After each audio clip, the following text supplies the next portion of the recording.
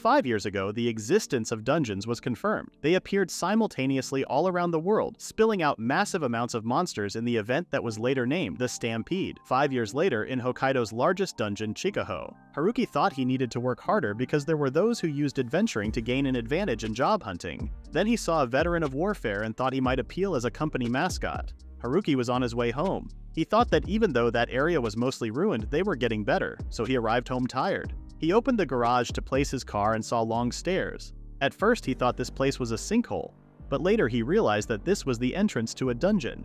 While he was questioning why and how it was there, he saw his 300,000 yen snowplow was broken, which he worked so hard to buy, and tried to figure out how he could survive winter. As Haruki fell to his knees, he saw something and tried to understand what it was. He turned it over and over, however, at that moment it entered Haruki's body. He was shocked, and he thought it was a foreign contamination and felt like he had to get it out of his body as soon as possible. Soon, a skill board with information about him opened. Haruki must have called and soldiers came to the house. They were trying to find the person who contacted them when Haruki came to introduce himself. They couldn't see him at first, and Haruki briefly lamented how invisible his presence had been throughout his life. The soldiers asked Haruki if he had gone into the dungeon, but he didn't go into it. They told him he would be able to enter safely after the barricade installation. Then they installed the barricade fast and then left. After the soldiers left, Haruki was ready to go into the dungeon. When he entered the dungeon, he held his chest and commanded to come out. As he expected, the magical item only reacted in the dungeon. Those magical items could be found rarely in treasure chests or by killing monsters. The items had various effects that exceeded human knowledge. Haruki began to tamper with the magical item. Then he realized he could strengthen items or abilities with the skill points. It was like a skill tree in a game, so it wasn't just a bad feeling after all. He put all his points into the growth rate and regretted it immediately. He thought he should have given it more thought because he might have had other good skills. He wondered if there was a way to reallocate the points. However, he had to continue on the road, so he marched on.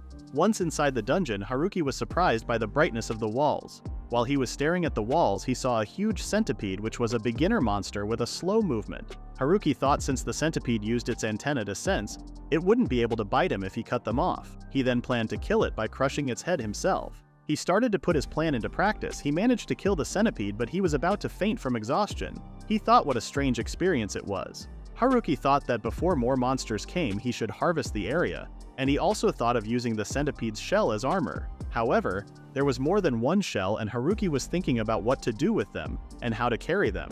Not all of the shells could fit in his bag, so he thought of eating them. The ancestors divided monsters into two types. Some of them could be eaten, and the others couldn't. Then, Haruki began to eat the odorless and tasteless shells. He thought there was no point if there was no flavor. Since the dungeons appeared, crude oil prices have soared and food shortages have emerged. Even vegetables are now considered rich people's food. Haruki thought he could eat the centipede as a last resort.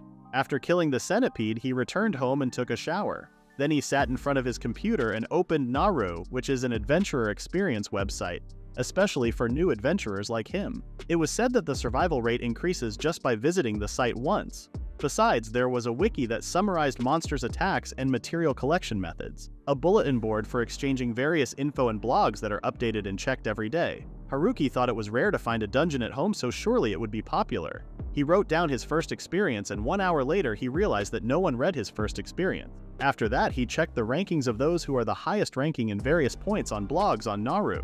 As a ranker, he got to hear from various companies so that equipment was given free of charge, and money was given through the collaboration model. One of the rankers was Bacon, who taught beginners in his free time. Bacon's nicknames were Muscle and Naked. He was enjoying adventuring on his own, despite being enjoyment-focused. His ability was the real deal. Masatsugu, on the opposite side, seriously focused, and actively went to dungeons and deeply researched them. Masatsugu's nicknames were Strategist, Hero, and Unwavering Ranker. He held the record for the deepest dive into the hardest dungeon in Japan, Shinjuku Station. Masatsugu had no updates, so Haruki thought that he might have been on an expedition. He wanted Bacon to teach him too how to be a ranker. Haruki, while browsing the website, saw the only top 10 ranker who was a woman was Shigure.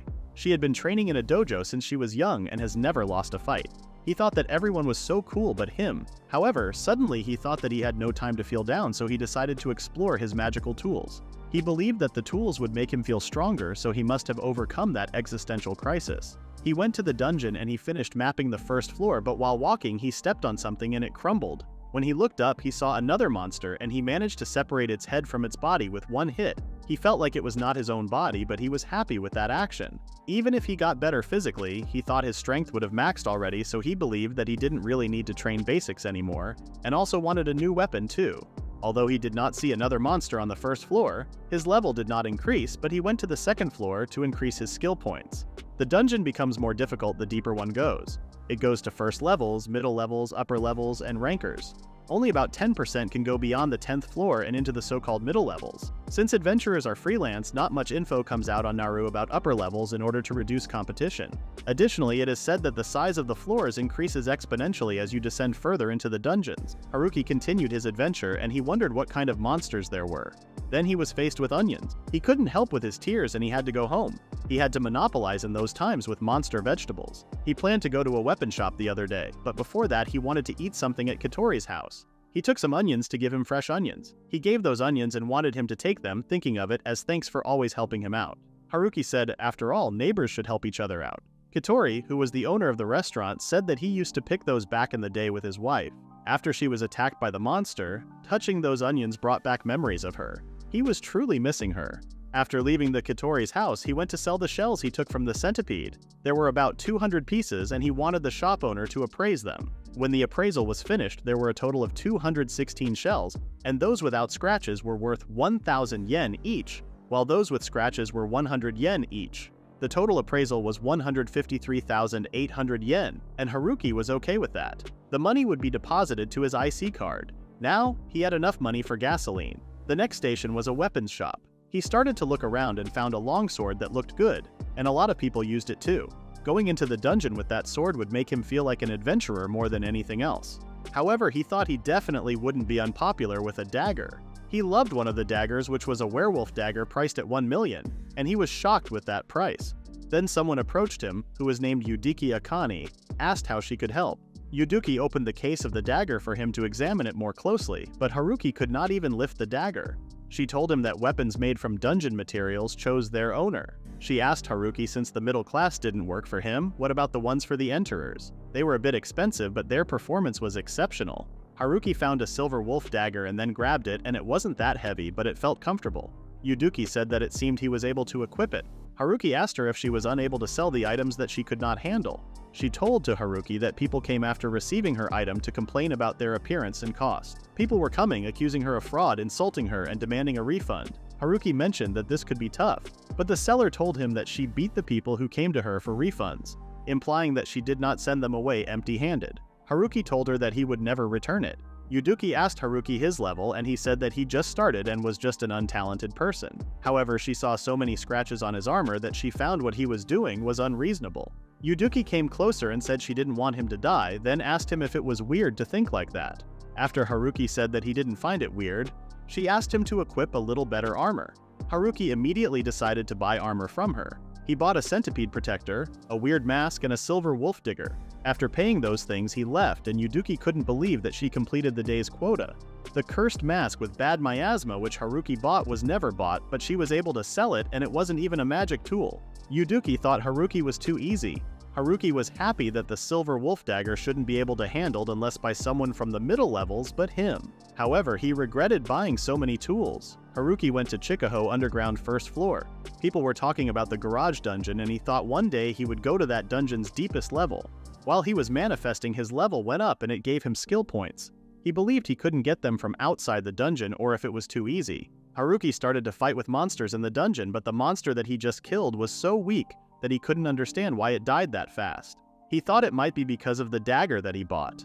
He continued to go on his road and there would be fewer people there, and so there would be more monsters. After going a little further, he saw the killer rabbit and immediately scratched Haruki. It was homicidal rabbits that could attack quickly due to their greatly developed feet. Haruki definitely felt its murderous intent and it was way stronger than centipedes. However, he managed to beat it. Suddenly 3 guys appeared and asked him where the rabbit was. Haruki told them that he killed it. They yelled at each other for not being fast and told them that the monster parade was coming. Haruki understood nothing and questioned himself about what those guys were talking about. They continued to talk with each other and one said there was no point in collecting that decoy. Karen was waiting in a line when 3 guys asked if she was Karen. She confirmed it to them and the guys introduced themselves. One of them even thought they were either trolling or a gay guy. Karen bowed and stated that she would be in their care today. Shikama wondered how old she was, and she was 18. Haruya was surprised that she barely met the eligible age. Lars did not think she would be reliable, but it was better than being alone with newbie Shikama. Karen did not seem to be listening to them, so Shikama offered to get going and told her to not overdo it and just follow them. Since they're usually active under the 9th floor, this shouldn't be too hard for them. Even though they hadn't walked that much, Karen seemed to be exhausted. She felt so sick just from damaging this floor's monsters and didn't think she could keep up with them. When he told her to hold up for a bit, she immediately told him that she was fine. Shikama stated that even though she was a normal girl, she was quite brave. Women adventurers usually just mess around on the 1st and the 2nd floors, because lower was more dangerous, Lars said. Before she could say anything, they heard something that would be there soon. They started to run away from something, but Karen didn't understand what exactly it was. Shikama told her that it was a damn monster parade. A monster parade was a large migration of monsters in a dungeon, and the causes were various, but it was recommended that adventurers prioritize retreating. Karen fell behind and they looked like they were leaving her. They started to argue if they should wait for her or not while she was barely running. When they made a decision, they took their guard and Karen thought they were going to fight with the monsters. However, they pushed her towards the monsters and left her alone. In just a second, she was surrounded by tons of rabbit monsters. She prayed for someone to save her. Haruki appeared, wore his mask, and chopped off the monsters that were on Karen. His body was hot and he felt sick, but still, he was having fun. He killed every single of them and took a breath. Karen was speechless. She held his hand and thanked her while crying her eyes out. She really thought she was going to die. Haruki didn't know what to say. He was glad that he could help her. Karen then helped him with material collection, and when they finished, she introduced herself. He also told her his name and they decided to head back. She asked him to let her carry one. Karen asked if he was a Sapporo ranker, but he said he was just a beginner, which surprised her. But it was all thanks to the skill board, Haruki thought. He said that he passed by a party of 3 guys on the way to the mountain and asked if she knew them. When she told him what happened, he felt disappointed because it was an adventurer's job to protect people. Of course, there were times when you have to abandon your comrades, but those guys were still in the wrong. Meanwhile, Akane was begging the show owner to look at her store's income statement, which has gone up 200%. She seemed to be very annoyed by her and told her to shut up. Even though they were both branch managers, Akane's attitude towards her was disrespectful. Akane told her that it was all about her results. Between Akane, who was a young and beautiful woman, and her, an average elderly woman who was the one excelling, should be obvious in a single glance. While they were arguing, door opened and Haruki appeared and wanted to sell the materials he collected from the dungeon.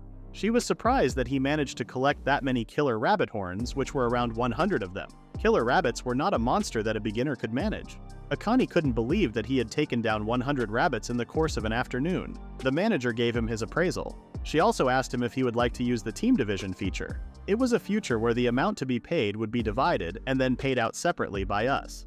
It came with service points, so it was a good deal. Karen did not want to get paid because all she did was help him carry the horn. Akane suggested that Karen could get paid for the 48 horns she carried. She was even more shocked to realize that Haruki killed all the rabbits by himself. The manager apologized and explained that 48 horns worth of payout cannot be paid out. Akane asked why didn't she just calculate, and she said that if she reappraised it would mean she had to work overtime. Over there, they were strict about overtime. Akane insulted her, saying that this is why no matter how much time passed, she was always super slow. Akane told Haruki to wait a little, calculated some things, and gave them their cards. They thanked her and left the store. The manager was mad because Akane did all the work by herself. Akane depended on herself by saying that even if she was going alone with the boss, it was the customers who were dropping money. She responded by saying that she was being rude to the boss and customer and she would be reporting her to her superiors. Meanwhile, Haruki and Karen were in front of his car. Karen asked how she should repay his favor. Haruki didn't want her to do anything, he just wanted to save her.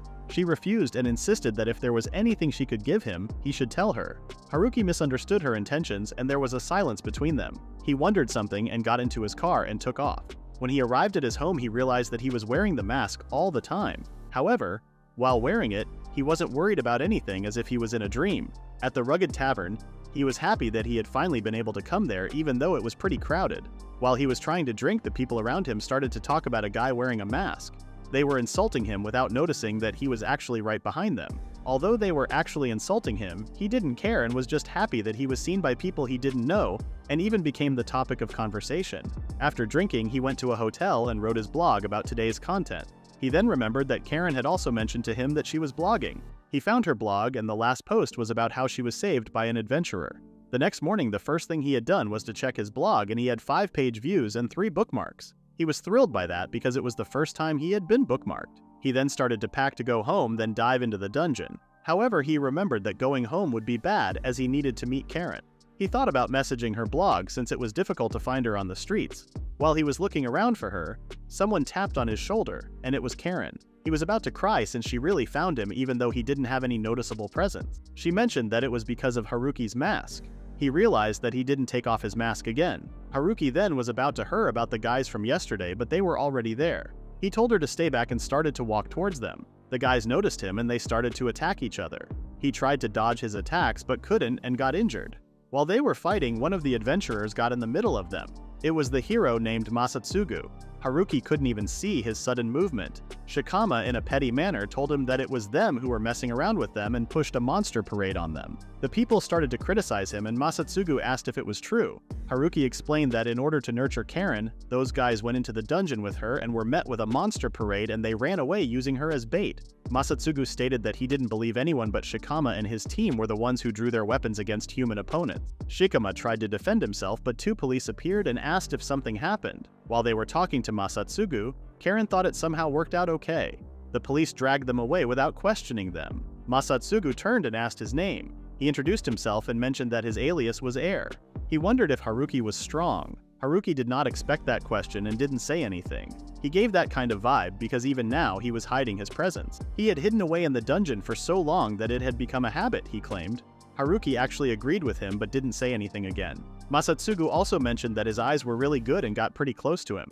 He whispered to him that it would be better for him to not come to that city for a while. Apparently there was a possibility of an assassination. He told him that he would take care of those guys somehow. Haruki didn't want to make him do that, but he informed him that everyone including him would be troubled if people were to think that this was what an adventurer was. He took the guys and Haruki snuck out among the people. It was his first time looking at someone else's status. When he saw Masatsugu's status, he couldn't reference that at all. He was a top ranger and more than that was his divine protection Shikigami. Since he had that divine protection thing, there was a possibility that he got a revelation from God. Before he could check more, Masatsugu left and his status board disappeared. Karen ran to him and asked him to bring her with him to the dungeon. When she mentioned the dungeon at his home, Haruki was taken aback.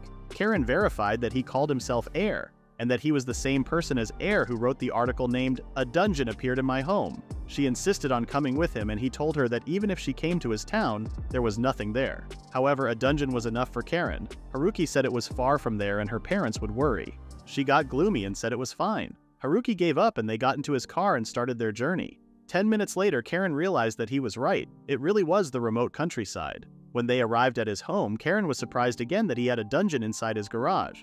Haruki said it was nice to have a dungeon right outside his home. When she asked where was the trade-in store in that town, he stated that there wasn't. There wasn't even a weapons store because everyone was preferring to shop online. They went inside and Haruki asked if she knew what kind of monsters appeared there, forgetting that she read his blog. He mentioned just in case that her life wouldn't be in danger, but they could break her armor, so she should be careful. When he took a look at his robe, it wasn't a wand, it was a root staff and leather boots. Root staves destroy a defeated monster's material, so it wasn't popular in dungeons amongst adventurers. She was an adventurer maniac who browsed the blog with high frequency. Basically, without understanding anything, she chose that weapon. Suddenly, a centipede monster appeared, and Karen's heart dropped. Haruki told her that those weren't that strong, and since she got a rare chance, she should try hitting it. However, she seemed to be terrified. He stepped on its head and told her that its weak point was its head. She couldn't believe he was stepping its head without feeling disgusted. He tried to convince her that they were cute, but she said she would die from goosebumps. He got serious and asked her if she was going to avert her eyes whenever a hideous monster appeared. Centipedes weren't lethal, but others were. If she looked away because she was disgusted, she would die in a minute. He tried to encourage her by asking her if she was a girl that is afraid of hideous things, or was an adventurer who would look reality in the eyes. It seemed like his words touched her, and she managed to hit its head while sobbing. Haruki wondered how long had it been since she became an adventurer. She said since that year, which was the same year as him. He then asked if she had any interest in martial arts, and she said she didn't. Karen wondered how he was so strong and she was so weak. He told her that if she defeated a bunch of centipedes, she would get stronger. Since his house was nearby, she could not hunt things as much as she wanted. Karen promised to try her best to exterminate them all. They started to kill the centipedes, and after 100th, Karen got too tired. She begged him to take a break and they sat for a while. Haruki was amazed because she didn't say a single complaint. She has guts and doesn't slacken working hard, so he would help her out a bit. Meanwhile, the only thing Karen could think was what would she do if centipedes appeared in her dreams. All of a sudden, Karen used her magic power, and Haruki didn't know that there was a skill like that. Haruki wanted to know and see everything about the magic power as a thirst for knowledge. The magic power was the skill adventurers had been anxiously waiting for, and it was right in front of Karen. Haruki realized that she avoided using that power because she was hiding it just as his skill board. People were talking about the danger of sharing unknown information, which was very dangerous actually. Novice adventurers such as them had no power to avoid malice. Haruki asked Karen if she could be the one who used magic. Karen asked him why he was asking that question by doubting Haruki. He thought he asked it too directly, and he said that he was just thinking it looked like a magic girl's. Karen said magic girls used a dress, but Haruki didn't know that. He said that it had been said a lot that if there were magic weapons, there should have been magic skills. Karen said even if someone could use it, she didn't think they would make it public unless they were an advanced user because it was dangerous for her. Haruki didn't get the reason for saying this was dangerous. As he thought, she was protecting herself, which means she was well informed for Haruki.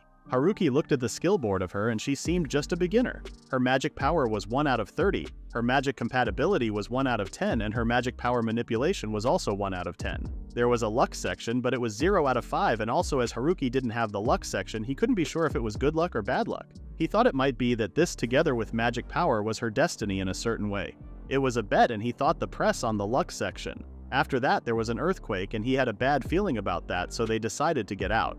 There were sounds like something's breaking. Karen thought it might be a monster parade of House Centipede. For Haruki alone they didn't have the power to kill them, but if there were a lot of them, then it might be an unfortunate day for them. As Karen and Haruki tried to run away, they saw a giant centipede that appeared from the 8th floor.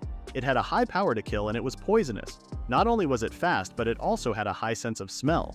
When Haruki saw that monster, he couldn't believe his eyes that he could see this monster on the 1st floor. Haruki asked Karen to watch out for an attack from behind. The giant centipede was against Karen. She thought giant centipedes weren't monsters that came to the 1st floor, so it was a rare monster, which means they appear rarely mutant. Some may be stronger than floor bosses. It was hard for them to kill it. However, they fought with the giant centipede and managed to kill it. After killing the giant centipede, they went out of the dungeon. They saw a closed place that wasn't there before they went to the dungeon. There was a signboard that said Purchase and Sale of Weapons and Materials, Mitsubishi Section K City. They usually investigate stuff like offer and demand first, as Karen said. Haruki thought the opening of the store should happen after research. Also for Haruki, that store had an incredible prefabricated feeling to it. They both were happy that they made one there. While Haruki and Karen were about to leave, they heard a woman saying, "Look at what?" to them, and continued to talk with them. The lady welcomed them and said that even though it was an empty store, they looked around as much as they pleased. Haruki recognized her and told her that he was sure she worked at Sapporo's store. The lady, who was actually Akane, started to cry and lament that she had to end up coming to a place like that. Haruki told her they would come back later, and while he was trying to leave her place, Karen stopped him and told him that he shouldn't have gone while there was a lady crying in front of him. Haruki said she was completely different from before, and they both went and sat in the shop to listen to her. Akane continued her lament and said despite her sales growth, just because she bought materials without permission in another store, they sent her to that place. Haruki couldn't stand Akane anymore, so he asked her if she would buy the shell of the centipede or not. There were 96 house centipede shells, it would be 100 yen each. Armor made from a giant centipede's shell would be better than the one he had, but still he wanted to sell them because he barely survived the day's battle. He said if someone's level was too low, their equipment would not approve of him and he wouldn't be able to use that. Akane warned him that there might be a moment when he would want to use it, but he wouldn't have it. Haruki realized that was right, and after selling a couple of the shells, Karen told him that he needed more of those shells to be sold. However, Akane told them the decision had been given already, and told Karen to shut up. Haruki wanted Akane to split the things they sought, and he thought Akane was bad at everything but work. Then Akane said there was something she would like him to appraise. She showed him something that came out of the centipede's stomach while we were collecting the materials and asked him if he wanted to see a detailed appraisal. A simple appraisal that Akane made would take a minute and would cost 1,000 yen. A detailed appraisal would be done by somebody in headquarters. They would also use a machine. It would take around 1 month depending on the situation, and it would cost 100,000 yen. Haruki wanted to do a simple this time, and Akane started her appraisal. She said that it was very clear that it was a magic bag. There was no doubt it was a magic bag. The entrance was small, so they could put in objects no longer than 20 centimeters. The interior was more or less the same as a classroom, as Akane said. Then asked them if they wanted to sell that for 100 million. Haruki was shocked with the price and he decided to keep it, and they both left the store. Haruki and Karen went to Haruki's house. Karen saw his computer that he could use thanks to the solar panels so that he could use electricity freely. Karen was jealous about it because she knew that households usually had limitations in electricity consumption. The price was rising day by day. They both sat at a table in the kitchen and Haruki seemed like he wanted to talk about something with her. He asked her about his magic power. Karen apologized for hiding it from him. However, Haruki understood her condition and it was the right thing to do. It would be dangerous for her if somebody else found out her power. Karen was using her power as much as she liked for Haruki's guess. He told her if she kept using her power, her capacity would grow, and even if she found herself in a situation like today's, she still would be able to get out of it immediately.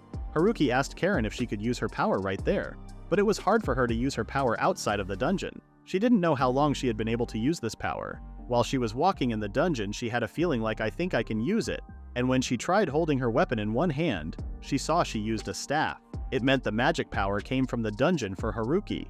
She became a medium. It was stored in her weapon and then released. Karen asked him if it was just that, but Haruki told her he wanted to ask one more question. He asked her where was she staying and she said, here. Meanwhile, Masatsugu was investigating Haruki at his home. Haruki and Karen were talking about where she was staying and apparently she was staying at Haruki's house. Haruki tried to stop her, but she seemed pretty okay with it. He took out his mask and it was the first time she had seen his face.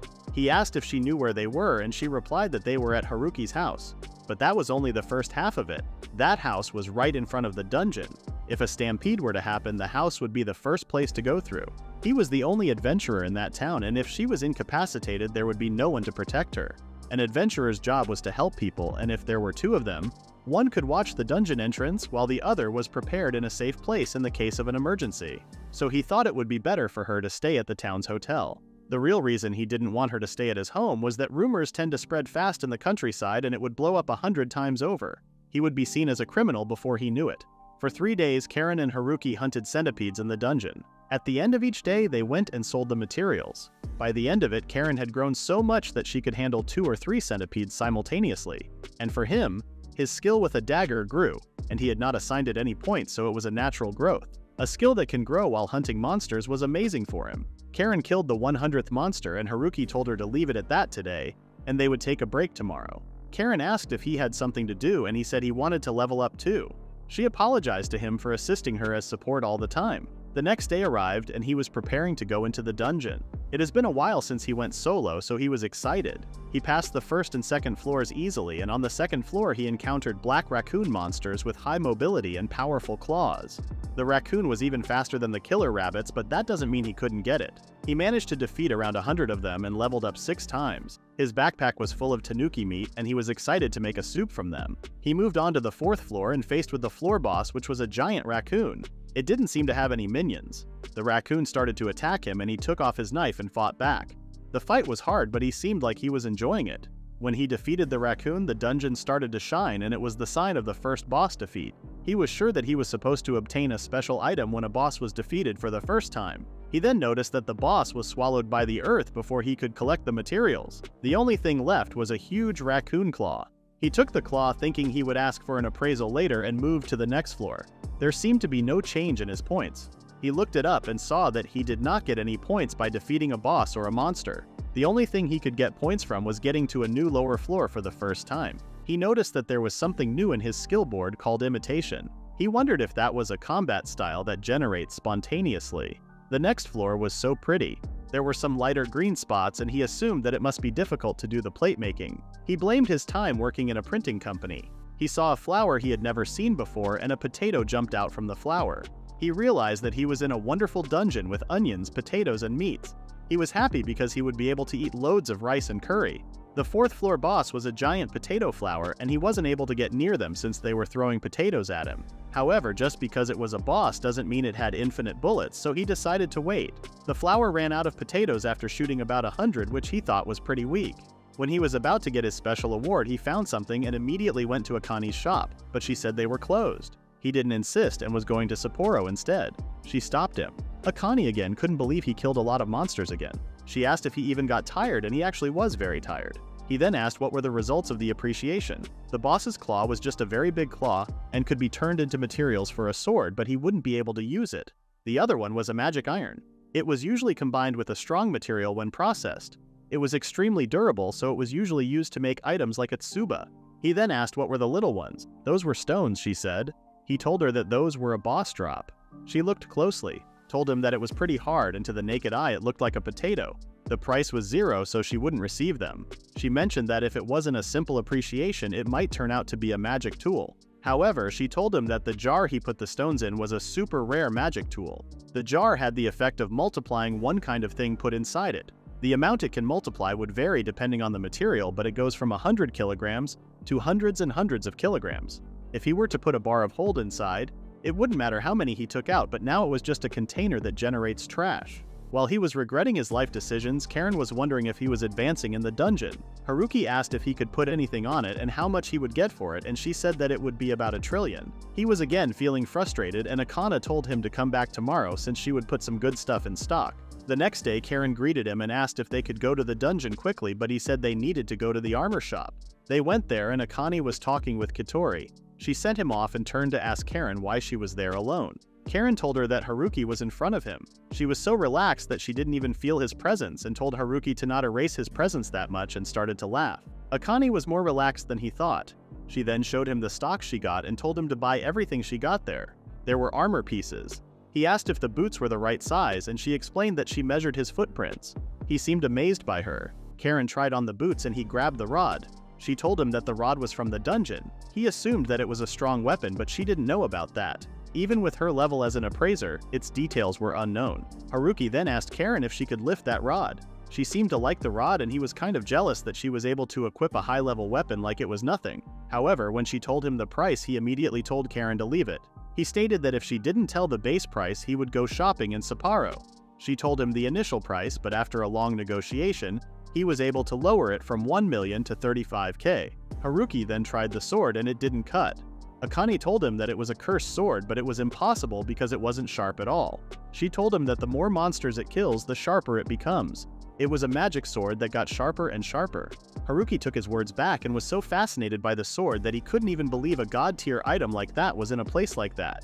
Apparently, the sword was a dagger, which is why nobody buys it. A dagger was not a weapon to defeat monsters.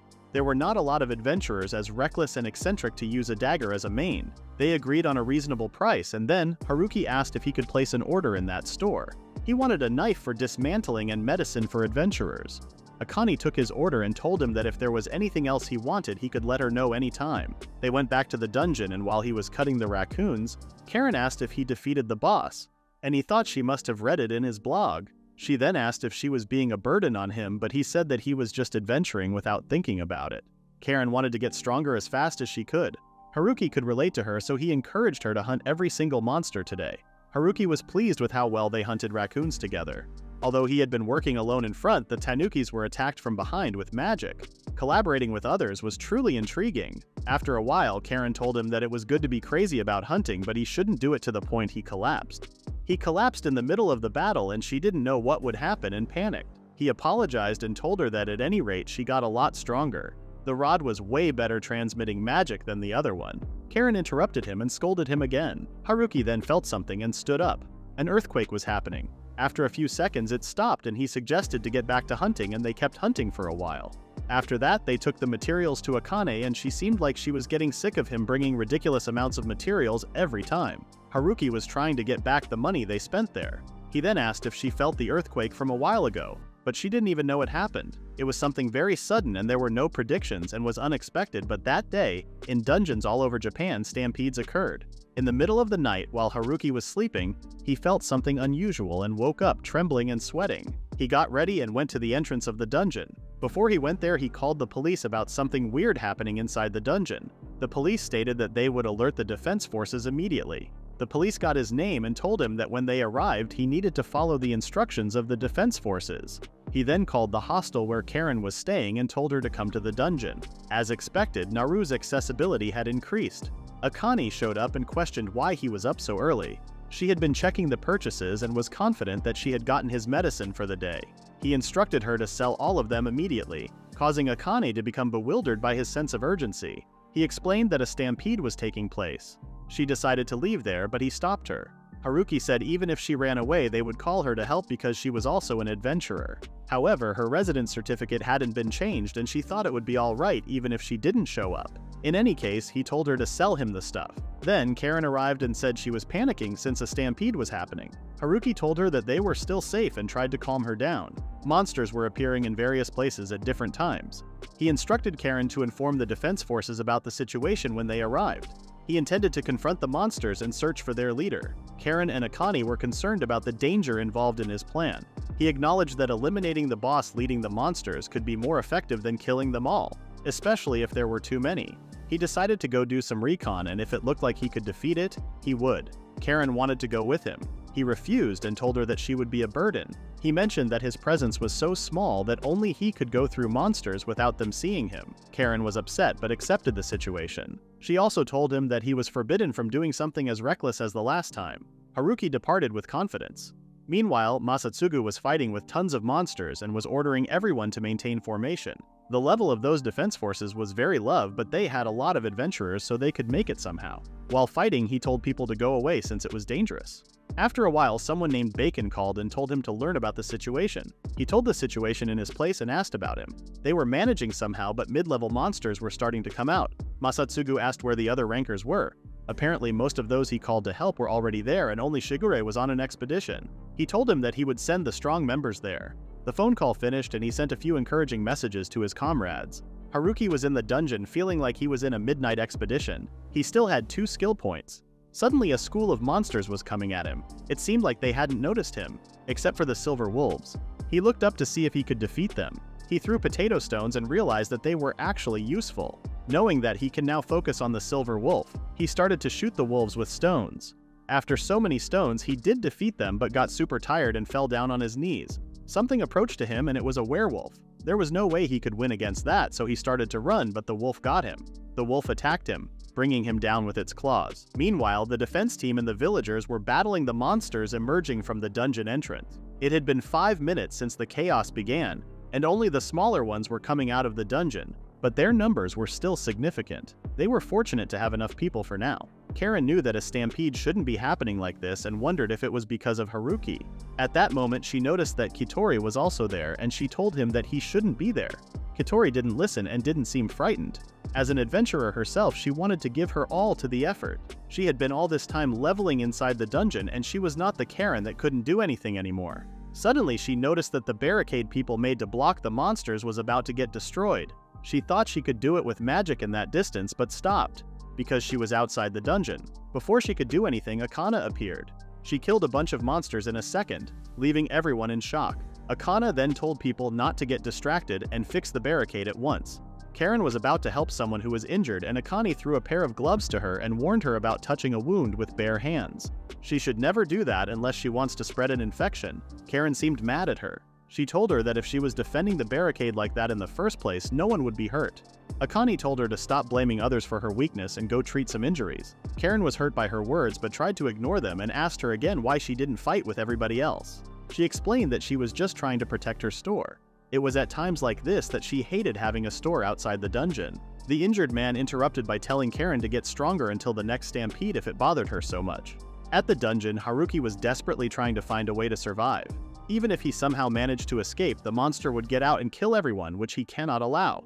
He stood up and went against the monster. Defending himself was the best he could do, but little by little he could see its movements. He was feeling miserable. His body was numb, but he was laughing. Little by little he got chances to attack and he tried to kick it but got hurt again. His next attack was the end because he was bleeding and was heavily injured. The wolf made another attack and he managed to dodge it. He then successfully reached to its head and stabbed its head. The monster was dead, but he wasn't any better than the monster. He was heavily injured and was lying there.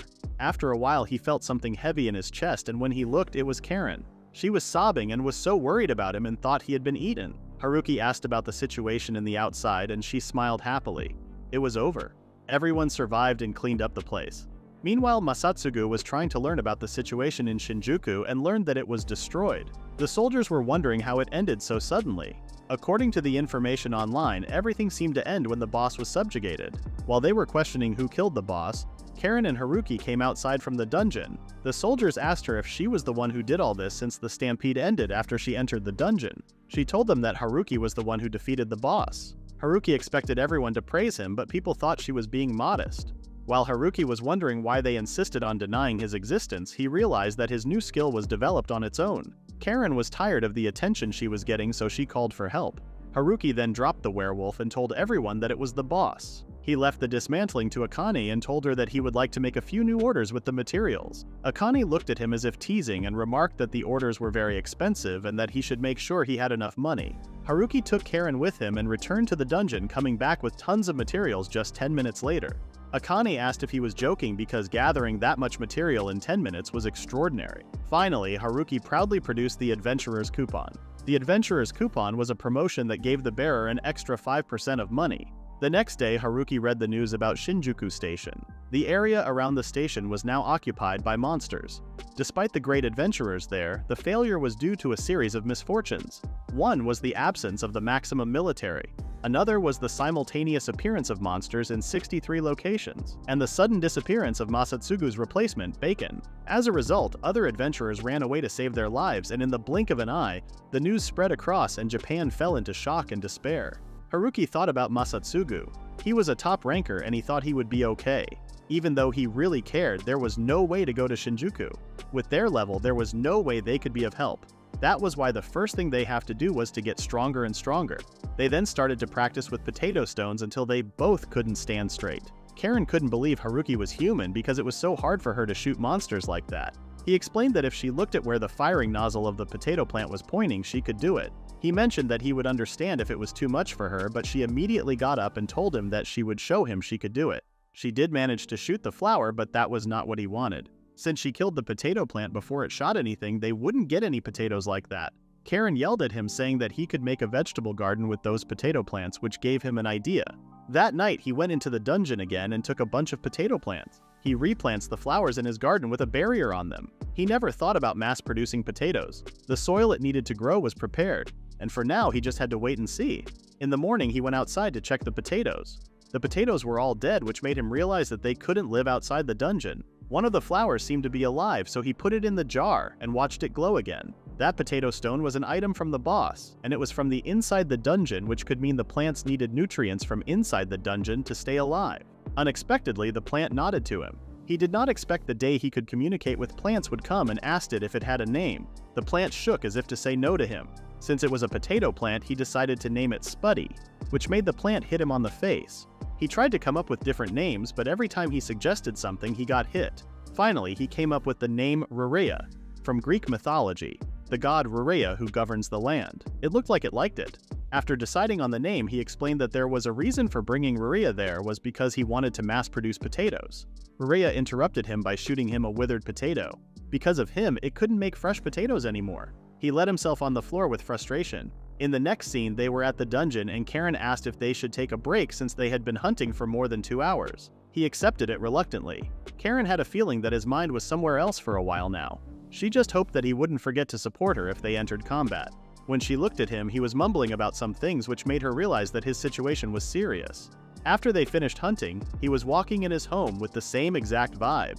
It worried Karen. She thought Haruki was strong, but apparently she was wrong. He went alone to the stampede and said it was reasonable to fight for hours non-stop, but she thought he was missing something. She then decided to go to his home. She got into the home and heard Haruki's voice.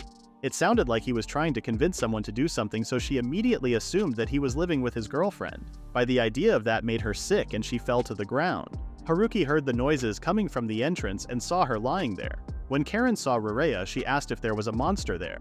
Haruki explained that her name was Rarea, and he brought her there from the dungeon. Karen insisted that she was a monster, but he didn't seem to understand her. When he asked what was the difference between Rarea and the adventurers on Chikaho's 13th floor, Karen remained silent. He was not leaving the monsters to chance and promised that if he found one, he would defeat it. What he meant to say was the decision about who was friend or foe should not be based solely on species. When he mentioned that Rhea was definitely a friend, she attacked him with another potato stone. He tried to explain that it was her way of giving a reaction, but she kept shooting him with potatoes. Karen was about to kill her and he tried to stop her. In the morning, Haruki was thinking about what to do with Rhea. He saw Kitori taking care of his garden and told him that he was back with some meat to share with him. Kitori apologized for taking so much good meat off him and gave him an asparagus in return. Haruki was amazed by their thickness since it usually took 5 years to get that thick. Kitori explained that he made compost using the monster meat he brought, and that happened. He asked if he could have some of that compost. Then Kitori gave him something that he found inside the meat he brought. He went back home and Rhea seemed to be still mad at him. He told her to give him some time for Karen to settle from yesterday's incident. He changed her soil and she seemed to like it. It had all kinds of nutrients from the dungeon's monsters, so he thought that she would like it. Also, he took out a magical stone. Magical stones were discovered inside monsters on extremely rare occasions and there were no known uses for them. Rhea took the stone, but she still kept her attitude. In the following days, Karen had become considerably stronger. She was even stronger than him when it came to pure firepower. However, because of the growth acceleration skill, he still levels up faster. They brought 350 silver wolves in front of Akani's shop. Akani told them to wait and went inside. She calculated everything and gave him the purchase price. Also, she brought the dismantling knife he asked for last time. She asked if he would like her to sharpen it, and he approved. While she was sharpening the knife, there was something weird. She gave him the knife and he asked for the price, but her mind was somewhere else. So he had to ask if something happened to her usual energy. Akani told him that she couldn't be energetic all the time, but it was still out of character of her. Since he seemed pretty interested, she decided to tell him. The branch manager of the store on Sapporo had gone missing, and at first she thought she fled into the night because her performance results were getting worse, but from her IC card's history, it seemed like she went into Chikaho. Haruki asked how long she had been missing, and it was about 5 days. Karen mentioned that with only a record of when she entered and the number of says she had been gone, it was not enough to tell exactly where she was. Haruki asked Akane if she was planning to help her. She thought about it for a moment, but she stated that she had a store to take care of. And even in that situation, she was still the branch manager there. She couldn't believe they were taking a break just because a coworker did not come back.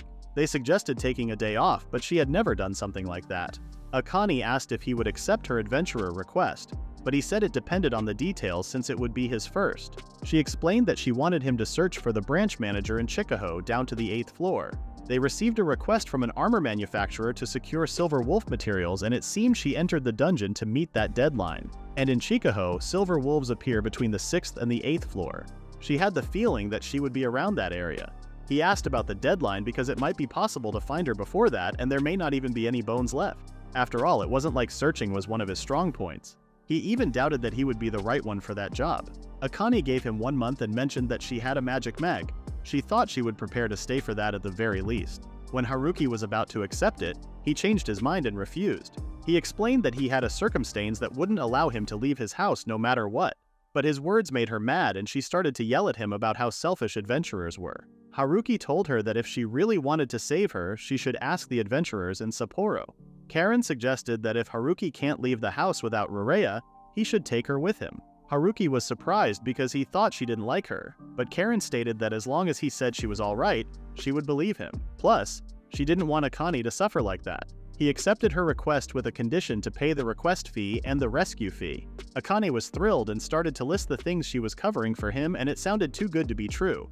They left the shop and Karen thanked him. Haruki said that she didn't need to thank him as he already wanted to help it too when he was her worried about someone else. However, what really made him want to do it was her words.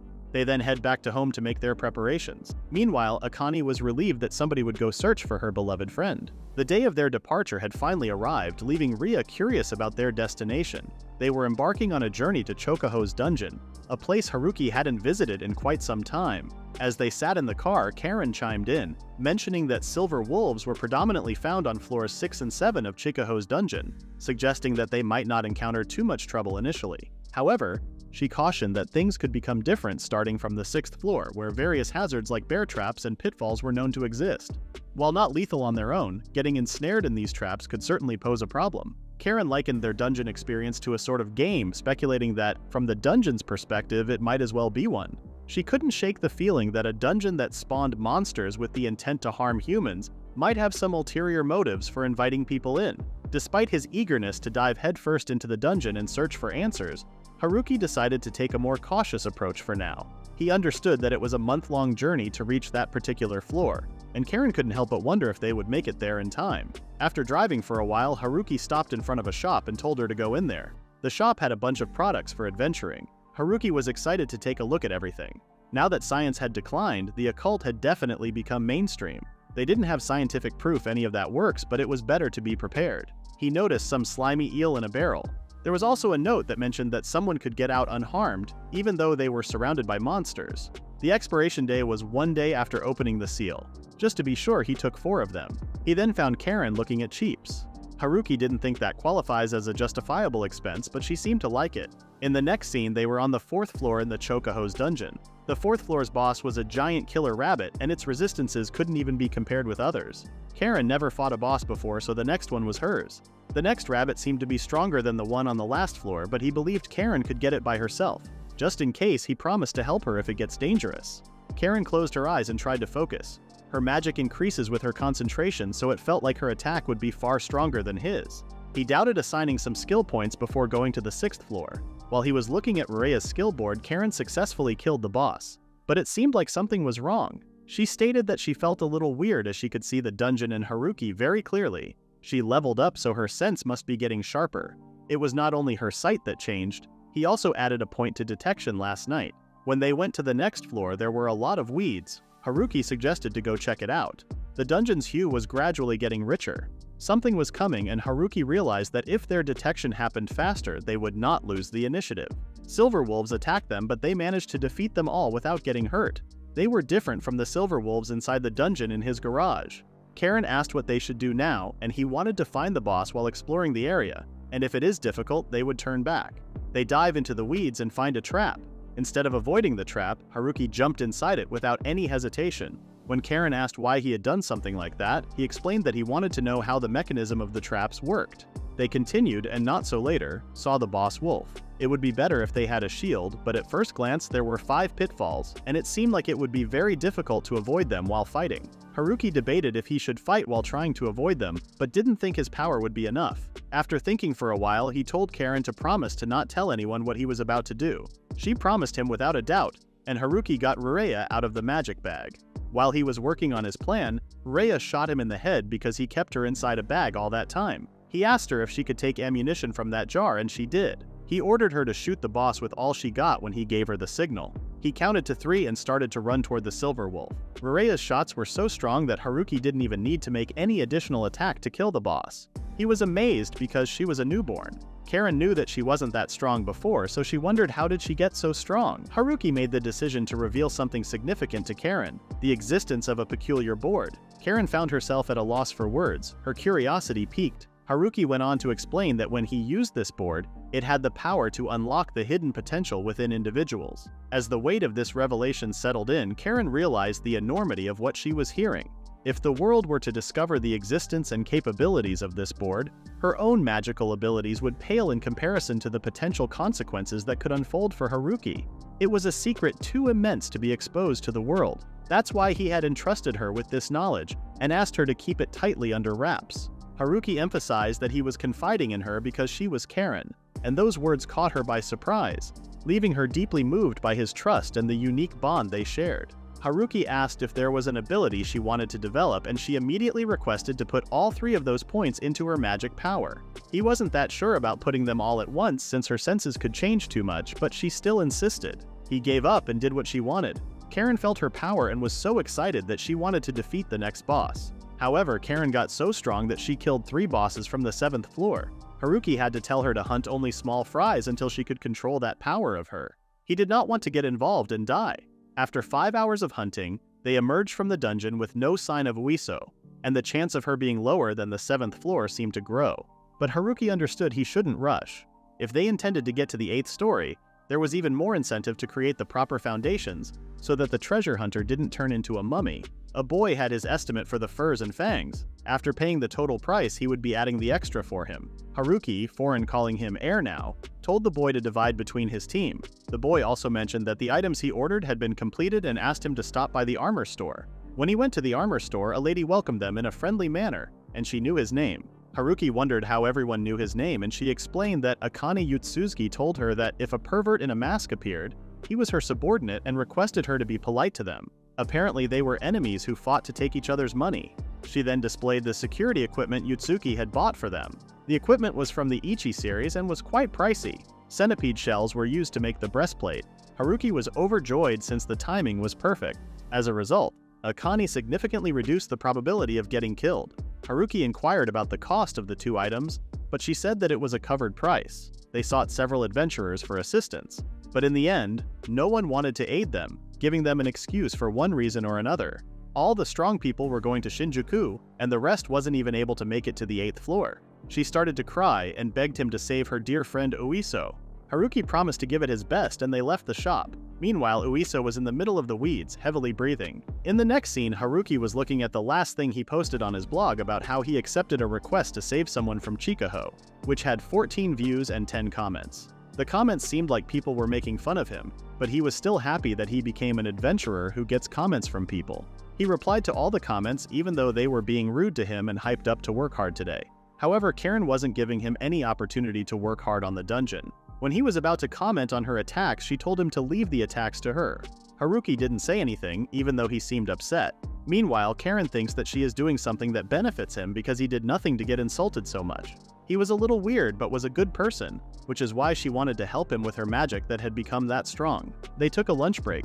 Since there were no traces of Uiso, there was no other option than to move to the 8th floor. The 8th floor of Chikuho's dungeon was amazing. The ceiling was getting taller and taller and changed layer after layer, which made it more mysterious. However, the grass seemed to be making things harder for them. It was good for hiding, but it would be a problem for the search. Not only that, there were traps as well. While he was thinking how long this would take, Karen called for him. There were 2 ugly-looking wolves. Additionally, a goblin that has long arms came out from the grass. It was a humanoid monster that appeared in the lower levels. What was worse than that was the goblin was not just an ordinary one, it was the owner. Haruki told Karen to look closely. The wolves were injured, which means they were from an abandoned hunt. Abandoned hunt was a monster that an adventurer hunting abandoned. They continue to wander the dungeon while their hatred for the humans who hurt them gets deeper and deeper. Haruki gave her a sign and she started to use her magic power. While she was dealing with the wolves, the goblin attacked Haruki. And when he was about to beat the goblin, Karen tried to help him with her magic, but he told her to back off so he could actually do something. He defeated the goblin and was having some level up sickness. Karen mentioned that if they took them one by one, they would lose a lot of time. It was good for leveling up, but she was right. He then showed her the slimy eel he got from the shop. He explained that the item keeps monsters away somehow. He gave her 2 of them, and she did not seem like she liked the situation. Haruki took 2 for himself and they started to search. Uiso was on the ground trying to move, but her left leg was completely broken and she was far from escaping. She regretted her decision to follow a silver wolf to that place. The deeper the monster was, the more quality the materials had, which is why she was there. She could trample over Akane with her ability, and that was the result of that. She was also out of food and water. Her only salvation was the concealment item she used to erase her smell. She seemed like she lost hope. In her opinion, there was no way they would send a search team for a normal person like her. She blamed her carelessness for the things that happened to her. She thought about the possibility of her getting eaten by a bunch of wolves, which made her sick to her stomach. She was terrified by that idea and screamed for help. Then she heard something and thought it was a monster. The person was no other than Haruki, but she didn't recognize him and fainted. Karen stated that it was definitely Haruki's fault. After a while, Uiso finally woke up. Haruki introduced himself as heir and told her that they accepted a quest to come and help her. She felt dizzy again, but Haruki said it would be difficult to carry her around. The thought of being touched by him was so disgusting that she would rather get killed. Karen interrupted them and asked if she could stand up. Haruki introduced Karen and repeated that they both accepted a quest to come and rescue her. When she heard that the employees at Ichibishi were waiting for her safe return, she teared up a little. She was about to show them her broken leg, but to her surprise, it was healed. Karen informed her that she used restoration medicine and now she can walk by herself. Uiso wanted to thank them, but he said that she should be thanking to her company who paid for everything. They then decided to go and he gave her one of his slimy eels. They arrived at the gate, which was a device that allowed them to travel between floors in the dungeon. If they used the gates, they would be on the surface in no time. Suddenly, Karen got shot by something. When he turned, Shikama and his friends were waiting for him. He was about to attack them, but one of his friends was pointing his arrow at Karen. Apparently, they were the ones who told everyone to not sell materials to her store by using Masatsugu's name. Shikama thought they would have another store come and collect materials, but he was surprised to see Uiso herself come there to get them. Uiso was frustrated. They even hurt and released some monsters because there were fewer people selling them. Haruki asked why he was doing that. Shikama told him that they were just having fun, and since he mocked them in public, that was revenge against him and Masatsugu. Karen was in pain. Uiso tried to stop them by saying if she reported what they did, they would lose their adventurer certification. However, their plan was not to let them go anywhere. They even went too much and tried to assault Karen and Uiso. Before that, they were going to kill Haruki. When Uiso turned and told him to escape, Haruki was not there. They started to panic since if he got to the surface, their whole life would be done. They decided to feed the girls to the monsters, but one of them wanted to have a little fun. Shikama told them to stop joking around. They decided to get rid of the evidence, Karen and Uiso, before the police arrived so that they could pretend Haruki was lying. He then swung his sword to kill Karen, but Haruki appeared and dodged his sword. Haruki told Uiso to take Karen and run. Shikama told Haruya to kill them. He shot them with his arrow, but before it reached Karen, Ria shot the arrow and changed its direction. Uiso managed to bring Karen to the gate and escaped. Haruki was relieved that they were gone. Shikama and his friend couldn't feel his presence even though he was standing right in front of them. When he showed them himself, they were taken aback. They told him to stop pretending like he was not afraid of them since Masatsugu wasn't there to be impressed by him. Haruki didn't seem to care about this fact and asked if they were ready for what was about to come. Shikama was sweating and trembling, but he told him that they were just joking, which made him even more furious. He asked if they hurt Karen as a joke, and they tried to convince him that it was all an accident. Haruki then asked if they were the ones who filled his blog with mean comments. There were 3 new people that started reading his blog, which was the same amount of people in his team. They pity him for being glad about getting hateful comments, which made him decide that he would never talk about his blog again. Suddenly, he felt something strange and sensed that there would be a mon pair around them. Before they could escape, they encountered an owner mon pair. Haruki had to allocate skill points while they were panicked, even though it was not the appropriate time. Shikama noticed her staring at the board and wondered what it was. Haruki said nothing and commanded them to flee to the gate, but they didn't listen and began to attack simultaneously. Their attacks were quite well coordinated, as one would expect from adventurers working on the 8th and 9th floors. They appeared to be able to get out of there alive. One of the goblins broke all the arrows he had and attacked him. Shikama wanted to help him, but they were all surrounded by owner goblins. It seemed that if this kept up, they wouldn't be able to survive. Lars wanted to save Haruya by clearing that path, but then saw his corpse. The wolves were also on top of Shikami. Haruki saved him last minute. When he asked what was he doing, he said that this was their first time fighting so many monsters. No one was stupid enough to rush into a monster parade, but things were different now. Haruki again told them to reach the gates, but they didn't listen to him. After fighting for so long, Lars got super tired and gave up. Shikama seemed to lose his hope too. Even though they were killing them one by one, they kept coming again and again. Haruki was also aware of that and wondered the reason. They couldn't even put a barricade up since the dungeon kept absorbing their corpses. He had the feeling that the ones they killed were being resurrected. Shikama gave up. Haruki told Ria that he was going to cut his way through them at full power. He tried to focus on finding the boss monster and noticed a monster presence coming from that bulge. It seemed that the other monsters were protecting that. He wore his mask and hid his presence to approach that bulge. When he arrived, he stabbed the bulge, hoping it would put an end to that. A few monsters noticed his presence again, but he was having a level-up sickness, which meant he couldn't defend himself like that.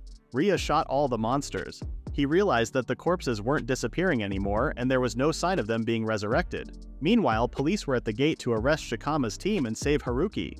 When they arrived at the 8th floor, they saw the monster parade and got ready to fire. They saw Haruki's mask and Ria calling for help. The police doubted if they should help him. Their captain asked him what happened to Shikama's group. He stated that he couldn't save them. They saw the pieces of their dead bodies. The captain wanted to support him, but there was a risk he would get hit by the arrows, so he told him to hold on until they evacuate the people. The captain ordered everyone to prepare weapons for close combat. They managed to bring Haruki into the gate and he thanked them. The police asked a bunch of questions about his tool and Ria. He told them that he tamed Ria. The captain told them to wait until they got to the surface. Meanwhile, he was thinking how weird he was. His ability seemed average, but he took on a monster parade head all by himself, and was even using a demon beast as a pet. One of them remembered that he was that famous adventurer, and mentioned the things Masatsugu told about him. Haruki came at Karen's accommodation. He thanked Uiso for taking care of Karen. When Karen awoke, she was surprised to see Haruki standing in front of him. He advised her not to move so much and asked Uiso if she was okay. Her main wound was a laceration on her back, which was treated with medicine but caused her to lose a lot of blood. Most of the damage were avoided thanks to her armor, so she didn't have any lethal wound. Uiso brought up how she had heard that the police were praising Haruki, but he remained tight-lipped in response. Uiso, sensing his modesty, reassured him that he shouldn't downplay his accomplishments because he genuinely deserved the recognition. In politeness, he offered his thanks, not wanting to seem impolite. As they made their way back home, Karen couldn't help but burden herself with guilt over the unfortunate events they had experienced. She found it impossible to forgive the trio responsible for the tragedy. She believed that if she hadn't let her guard down, perhaps they all could have escaped the treacherous dungeon unscathed. Tears streamed down her face as she cried her heart out, apologizing for her perceived helplessness and weakness. Unexpectedly, Haruki gently tapped her head and firmly told her that she needed to stop with such self-blame. He warned her not to dwell on thoughts that started with "if only." In reality, he was secretly blaming himself, as he knew he had underestimated the enemy and let his guard down. He couldn't help but regret not pushing them to level up their skills and felt a burning anger at himself for failing to save them all.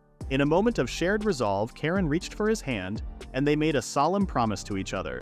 They would work together to grow stronger, ensuring that such a tragedy would never happen again. In Karen's hostel room, she was reading Karaboshi's blog and thought how different he was when he wrote on his blog. Meanwhile, he was at home celebrating because his page views had increased a little. People also started talking about him. In the next scene, Haruki is sitting at the entrance of the dungeon. His spy skill had leveled up, but he did not seem happy about it. During the 3 weeks after rescuing Oiso, he had been doing some leveling up inside Chikao, which is when happened. Karen mentioned that even though her ability leveled up, she didn't allocate any skill points to it. Haruki said it was surely a natural growth since she said she had been doing some workouts lately. Also, she didn't have to struggle hard to launch a massive magical attack and was able to control the output much better. Seeing one's own efforts being rewarded was undoubtedly a pleasant feeling. They arrived at Akani's shop and she did not seem happy to see him. Haruki scolded her and said she had been worrying a lot, which made them shocked. However, she grinned and said that she thought maybe they all got slaughtered. 10 minutes later, Haruki brought tons of silver wolves as a punishment. When she learned it was about 5,000 wolves, she couldn't believe how he managed to have that many. He said that it was the result of 1 month's work. He just wanted to see the face she would make. She calculated everything and added the 5% bonus, and the total was more than 3 million. Haruki then requested to buy defensive equipment. Since he was aiming at the intermediate floors, he would like a defensive armor of the best quality of the middle class. This was a good opportunity for Akane since she almost got ruined because of them. She told him that all the money he got from her would be needed. Haruki said she was not going to have anything if she brought some trash item. Before they leave, Akane barely manages to thank him for saving Oiso. After that, they spend their days going into the dungeon and collecting useful things while going down to the floors and bringing lots of things for Akane. He asked about her opinions about the boss's drop item, and it was indeed a magic item. It generates heat when you top on it, which would be useful to cook food. Also, 1 meter of the ivy he brought was worth 10,000 since it could be used to make bowstrings and many other powerful weapons. He then showed the necklace thinking it was a cursed item, but it didn't seem cursed to her. It had an effect indeed and could upgrade his agility. It was now Akane's turn to reveal her contribution. She eagerly unzipped the bag, revealing an assortment of equipment carefully arranged within. As Haruki reached for the dagger, he couldn't help but notice its weight, which initially felt a bit overwhelming. However, his grip tightened, and he soon found himself growing more comfortable with it. Turning to Karen, he noticed her approving gaze upon the various tools and gear that Akane had brought. Despite the fact that his earlier windfall of 3 million had seemingly vanished in an instant, the allure of their newly acquired equipment overshadowed the loss. With a determined tone, he instructed Karen to head to the dungeon. After all, they had invested a substantial sum in acquiring this equipment from Akane, and they needed to put it to the test, both to ensure its effectiveness and to recover some of their losses. Haruki wanted to explore the 9th floor today. On the 9th floor, he told Karen to be on guard since he had a feeling they would encounter a new demon beast there. Not long after that encounter, they came across an anteater demon beast that defied the typical image of a fearsome creature. At first glance, Karen couldn't help but find the anteater's appearance utterly adorable. However, any trace of its cuteness vanished in an instant when the creature suddenly launched an attack on them. Haruki, wielding his high-quality dagger, swiftly sliced through the beast as if it were mere paper. Turning to Karen, he reminded her that appearances could be deceiving, emphasizing that these creatures were still demons no matter how cute they seemed. As they were preparing to move on, 2 more monsters appeared, but they dispatched them effortlessly. It became evident that they had reached the last chamber, confirming that they were standing in the boss's lair. Karen couldn't shake the expectation that the boss might be an oversized version of those anteaters. However, to their surprise, the boss turned out to be a demi-human-looking anteater, armed with a spear. Karen felt a sense of intimidation wash over her, primarily because she could keenly sense the vast gap in abilities that separated them from this formidable opponent. It was a challenge she knew she had to overcome. He mentioned that Ria's bullets wouldn't have any effect on the formidable creature. Just stepping into its range of action seemed to inflict damage on him, so they needed to be strategic with their attacks. She should only strike when it was absolutely necessary. With determination, he sprinted toward the colossal monster which towered over him menacingly. It lunged at him, but he skillfully defended himself using his trusty daggers. The monster's agility and speed were astounding. Suddenly, the creature shifted its focus to Karen and charged in her direction. She readied her magic, but Haruki urgently shouted for her to flee. Before the monster could harm her, he swiftly scooped her up and carried her to safety. As they caught their breath, Haruki suggested that they might need to alter their current fighting strategy or gain more power before taking on the creature again. Karen interrupted him, wearing an uneasy expression, and asked why he had risked himself to save her. Meanwhile, the renowned ranker group Ariel appeared exhausted from their relentless battle. Their leader solemnly admitted that they were in deep trouble, signaling that the challenges ahead were even greater than they had imagined. Meanwhile, Karen was questioning her own reliability and strength. Haruki stumbled over his words, attempting to explain that his behavior in the worst-case scenario was a natural response. As partners who should have unwavering trust in each other, Karen was upset that he had come to her rescue during that critical moment. She acknowledged her weaknesses and admitted she might not be the most reliable, but she was eager to continue adventuring with him and wanted his trust. She gazed at him with anticipation, waiting for a response, but he was unsure of what to say. She urged him to fight as he always had, without worrying about her. Though he tried to object, she insisted he leave the rest to her. Haruki eventually gave in, expressing that he would start relying on her from now on. He had always felt the need to protect Karen no matter what, but he had lost sight of the fact that she was an adventurer and his partner. Trusting her and fighting alongside her was essential. Returning to face the boss, they fought more cohesively this time. While he attacked the monster, Karen unleashed her magic spells. Drawing from their previous encounters, she was certain that Slurpee, the intelligent demon beast, would be vulnerable to their combined tactics. After successfully defeating the boss, they both experienced the leveling up effects, leaving them both feeling temporarily weakened. The monster had dropped various spears as loot, but they couldn't use them as equipment since neither of them knew how to wield spears. Moving on to the middle floor of the dungeon, they marveled at the sight of the sky, now just one floor away. Karen inquired about the path ahead, but Haruki was engrossed in examining his skill board. Finally, he achieved a divine skill, a rare blessing from the gods, with the condition being reaching the middle floor. However, his divine skill was oddly named Cloth, which left them puzzled. They checked Karen's skill, which was described as Human Being, sounding far more coherent than Haruki's. The most intriguing skill belonged to Ria, named the Earth. A day later, Haruki eagerly checked his blog and found a direct message from someone. Excitement coursed through him as he tried to calm down. The message was from Kagetmitsu, and its title was Calling for Assistance. Haruki joined the chat room, and Kagetmitsu apologized for the abrupt invitation. Haruki expressed his surprise at being contacted by Hokkaido's top-ranked adventurer. Kagetmitsu explained that he needed assistance due to a monster parade on Chikuho's middle floors, something Haruki had never heard of before. The parade was on the 10th floor, and he wanted Haruki to participate in the subjugation expedition. When asked why, Kagetmitsu mentioned the rumors about Haruki defeating an entire monster parade and his status as an intermediate-level adventurer who had reached the middle floors. Haruki refused his offer because he thought he wasn't strong enough and he hadn't even fought against monsters on the 10th floor yet. However, Kagetmitsu thought he would become really famous just by participating in strategy meetings. In a case where he was being famous, Haruki was always in, so he accepted. A few days later, Haruki was in front of the home of Hokkaido's top ranker.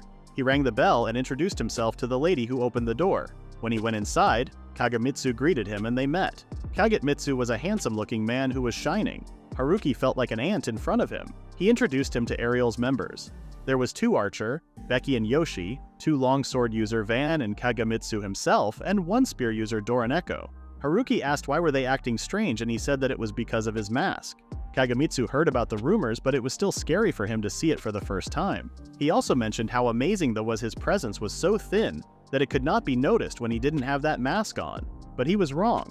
Haruki explained that it wasn't a skill, he was born like that. Kagemitsu felt bad for him and said he could relate to him as he couldn't become a ninja because his presence was too strong. They both envy each other. They began their meeting, and Haruki wasted no time in seeking details about the types of monsters they would encounter during the parade. It turned out that the parade primarily consisted of Slurpees, a creature he had already encountered during his previous battles. Haruki wasn't overly concerned about these creatures, as they were typically found on the 14th floor, making them relatively easy to handle. The real cause for concern was the parade's boss. This boss was no ordinary monster. It was a rare and formidable lizard, belonging to one of the highest species of demi-humans. Such creatures were usually found lurking on the 30th floor of the dungeon, far from where Haruki had ventured before. Haruki still couldn't quite fathom why they had chosen him for this mission, especially since he struggled to see how he could be of any significant help to them. In response to his confusion, Kagemitsu offered an explanation that left Haruki momentarily speechless. Kagemitsu clarified that Haruki had something unique to offer, a quality that set him apart from others. It was his boldness and determination. Most people, driven by the desire for fame, would avoid rushing headlong into a monster parade, an act considered extremely perilous. But Haruki had done just that, showcasing his fearlessness and dedication to the cause. There was another critical reason for involving Haruki. At present, the majority of the strongest adventurers have relocated to Shinjuku, leaving behind a significant void in terms of protecting other areas. With only beginner adventurers remaining, the situation had become dire. If they didn't intervene and provide assistance, the damage caused by the monster parade would only escalate. Also, they didn't have to win that battle at any cost. They would retreat if it became dangerous. They can also perform several assaults to decrease their number by a little. Haruki mentioned that he hunted solo for a long time, so he was wondering if he would be able to cooperate well with his group. Van comforted him, saying that they would support him with all they got. Haruki got very excited to work with rankers. Since he was in now, Kagemitsu asked him to deal with all the Slurpees, which made him shocked. He inquired if he really wanted him to go alone to cope with all the Slurpees after he got over the shock. Kagemitsu agreed to accompany Yoshi as they defeated the Lizard Man. In other terms, he served as a distraction. Kagemitsu had placed his trust in him. Even though he was only an adventurer who had barely made it to the middle floors, he didn't look down on him and treated him as an equal. He could see why he was so well known. This was his chance to pit his skills against theirs. They had 7 days until the beginning of their operation. Meanwhile, Kagemitsu would have him get accustomed to the 10th floor's monsters. Tomorrow they would start on the 8th floor. Even though it wasn't the main mission, he had to take it seriously. He went back home and explained the situation to Karen while packing up. He also told her to feel free to explore the dungeon like she wants. Karen thanked him and they said goodbye to each other. As Chikaho's first floor bustled with activity, all eyes turned to Kagemitsu and his companions as they entered. The concerned patrons questioned the wisdom of venturing with only 3 individuals, to which Kagemitsu calmly responded that they were not alone today. He gestured to Haruki, who stood beside him wearing his mask, though his tearful countenance was a testament to the fact that no one seemed to notice him. Van and Yoshi also perceived that Haruki's presence grew fainter in Kagemitsu's company, a curious phenomenon that piqued their interest. Ascending to the 9th floor, they encountered an unexpected adversary. A diminutive goblin served as the floor's boss. Haruki harbored a desire to witness Kagemitsu's combat prowess and opted to refrain from immediate engagement. Much to his amazement, Kagemitsu dispatched the goblin with such swiftness that there was hardly anything to see. This display of skill left Haruki in awe, not only of Kagemitsu's individual performance but also of how seamlessly they complemented each other's actions during the encounter. From a vantage point atop a hill, they observed a procession of monsters below. The numbers had swelled since their previous visit, now surpassing 200 in total. Haruki couldn't help but doubt his ability to eliminate them all. Just as they were about to commence their assault, Kagemitsu wisely intervened, cautioning Haruki against attracting the boss's attention prematurely. They decided to exercise patience and watch from the shadows. Yoshi, the master archer, seized an opportunity and skillfully launched an arrow to a strategic point, creating a diversion among the approaching monsters. Some of the creatures took notice of the projectile, and now it was Haruki's turn to revel in the action. Haruki started to run towards them, and as usual they would be focused on Kagemitsu, so he asked for Ria's help. Kagemitsu was already impressed because it was his first time seeing that dagger fighting style. Van and Yoshi also seemed interested in his style. He was fighting while staying mostly in the same place, and all of that without his attacks losing speed. He looked like quite an expert to them. Yoshi agreed with Van and mentioned that he also had good eyes. He was sure he had what it took to reach at least the 10th floor. However, it became evident that Haruki's initial movements were relatively slow compared to the ideal pace of 5 seconds to dispatch a single monster. His actions appeared to involve unnecessary and time-consuming maneuvers.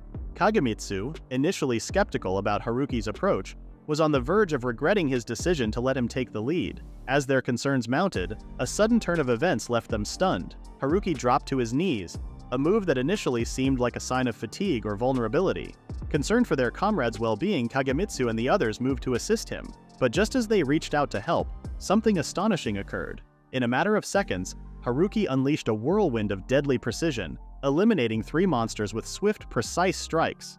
The unexpected display of skill left Kagemitsu and the rest of the group utterly speechless, their doubts replaced with awe and admiration for Haruki's remarkable combat abilities. As time wore on, Yoshi's growing concern mirrored the group's collective worry about Haruki's sustained pace. They had long lost track of the number of monsters he had defeated. Kagemitsu, feeling a sense of responsibility for his companion's well-being, was on the verge of suggesting that it was time to pause. However, to their astonishment, Haruki had no intention of slowing down.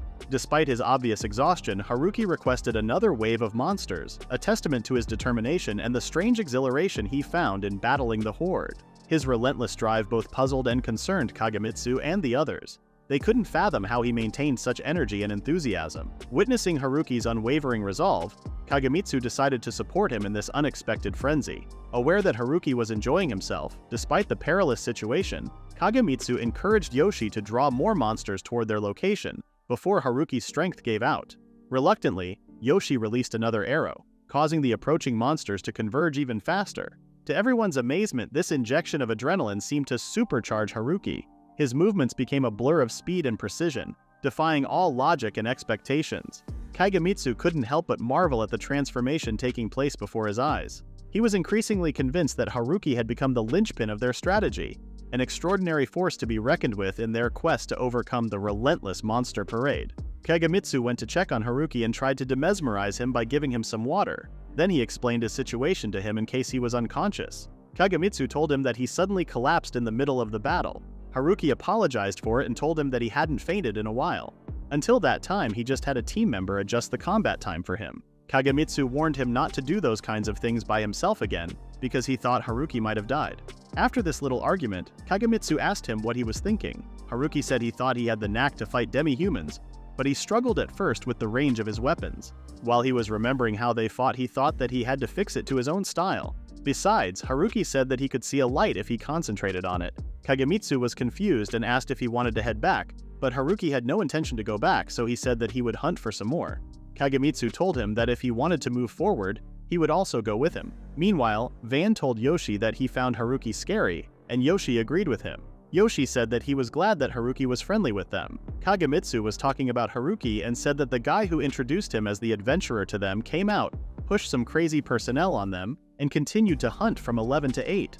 They thought what Kagemitsu said was nothing but an over-exaggerating. Kagemitsu couldn't believe that they thought fighting monsters for 9 hours straight was not a big deal. He kept going at it like he was eating wanko soba, which was a kind of noodles and broth served constantly so that the guest or customer never had an empty bowl. Then Kagemitsu was asked if he took small breaks in the fight, but as Kagemitsu says, the only time he rested was when he collapsed due to exhaustion. Haruki killed over 200 Slurpees. Even with their whole team, the highest they had had was about 150. As Kagetsumu said, the monster's spawn rate couldn't keep up, and if they did, Haruki would have probably reached 300 or more. 2 days later, Haruki was soliloquy to himself as he walked. He was muttering that finally the decisive battle was tomorrow. He had gotten used to fighting over the last 2 days, and there was one thing he needed to be careful about. He thought that there would be many eyes on him during the battle. He thought they would find out if there was a sudden change in his base skills. While looking at his skill chart, he was curious about Divine Protection. Haruki asked Ria if he could spend his last 2 points on Divine Protection, and Ria seemed okay with that. Haruki used his last points and saw a screen that was written the guardian deity of underground treasures and Ptah, which means an Egyptian god of creation, a craftsman god who was worshipped in ancient Egypt. Since God was always painted green in his depictions, he was believed to be a plant god. A treasure trove was underground resources and was related to plants. In conclusion, the god that was assigned to one's divine protection related to one's traits. After reading that info, Haruki felt a lack of presence. After talking to himself for a bit, Haruki asked Ria if she wanted to give it a try. Haruki directed Ria towards the targets and hit them both with just a single blow. Although Ria's speed did not go up much, her power was remarkable. Haruki found the divine protection amazing. He thought if he made no mistake, it would increase their survival rate in the battle against the monster parade. On the day of battle, Haruki saw Kagemitsu first, greeted him and asked what was in his luggage. However, Kagemitsu told him he would see once they got there. There were also Becky, Doroneko, and Yoshi. Haruki found their aura different. He thought Becky and Doroneko must have been a secret tool to deal with aerial monsters. It really looked like it was the decisive battle. They all got ready to go, and after the Kagemitsu opened his luggage, they started to listen to the plan. Kagemitsu told them first they would put those around the entrance gate. If the escape route was blocked, it would be game over for them. Besides, they planned to put the rest on the ground in a line, making it shaped like a funnel, so that Haruki could guide the monsters into a narrow place. Haruki seemed hesitant and asked Kagemitsu how they were going to lure the monster parade there. He said that he didn't have a strong presence. If Haruki attacked them, they would follow him, and others, whom he had yet to attack, could fail to notice him and head elsewhere. All of a sudden, Kagemitsu opened another pouch and showed Haruki a Pyoko and told him that they would use that. Haruki understood the assignment that would be used for luring. However, who would lure the boss? Kagamitsu stepped forward, saying that he would lure the boss. Haruki kind of admired his confidence because of his presence. The eel placement was all done and they were arguing about how long it would take for those slimy eels to be absorbed by the dungeon. Kagamitsu told them, if he was not mistaken, it would take 3 hours. Other adventurers had also experimented. Just in case, Kagamitsu and others also measured the time it would take, so there was no mistake about it. Haruki thought it meant that they had cleared the monster parade in under 3 hours. He assumed if there were 500 monsters in the monster parade, he didn't know if they could kill about 2 or 3 monsters per minute. Haruki asked Kagamitsu if he thought that he could draw the boss as far as possible from there. Kagamitsu said that he thought could do that. In that case, Haruki told him that he was counting on him. Ria was also serious on the battle day, as Haruki said. Becky didn't understand what Haruki was talking about. Yoshi told her that the flower could fire potatoes. Haruki asked Kagamitsu to take the boss somewhere far away, where Ria's attacks couldn't reach. Everything was ready and Kagamitsu was giving the team motivation speech. He told them to be proud of themselves even if it ended up not going as planned. He continued his speech. If they fail, they could try as many times as they want as long as they manage to return alive. He commanded the hometown of those brave adventurers who had returned to recapture Shinjuku not to die, to be sure to survive.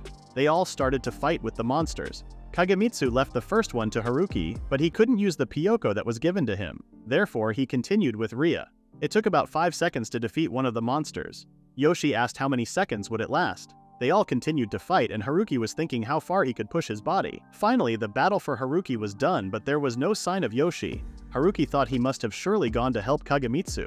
Meanwhile, the slimy eels were starting to be absorbed into the dungeon. Then Kagamitsu and the others have been fighting the lizard man for 3 hours, which means that was not good. Haruki needed to hurry and started to run. Haruki found the others and the lizard man and there was not even a scratch on the lizard man. Haruki thought that wasn't the time to just sit and watch.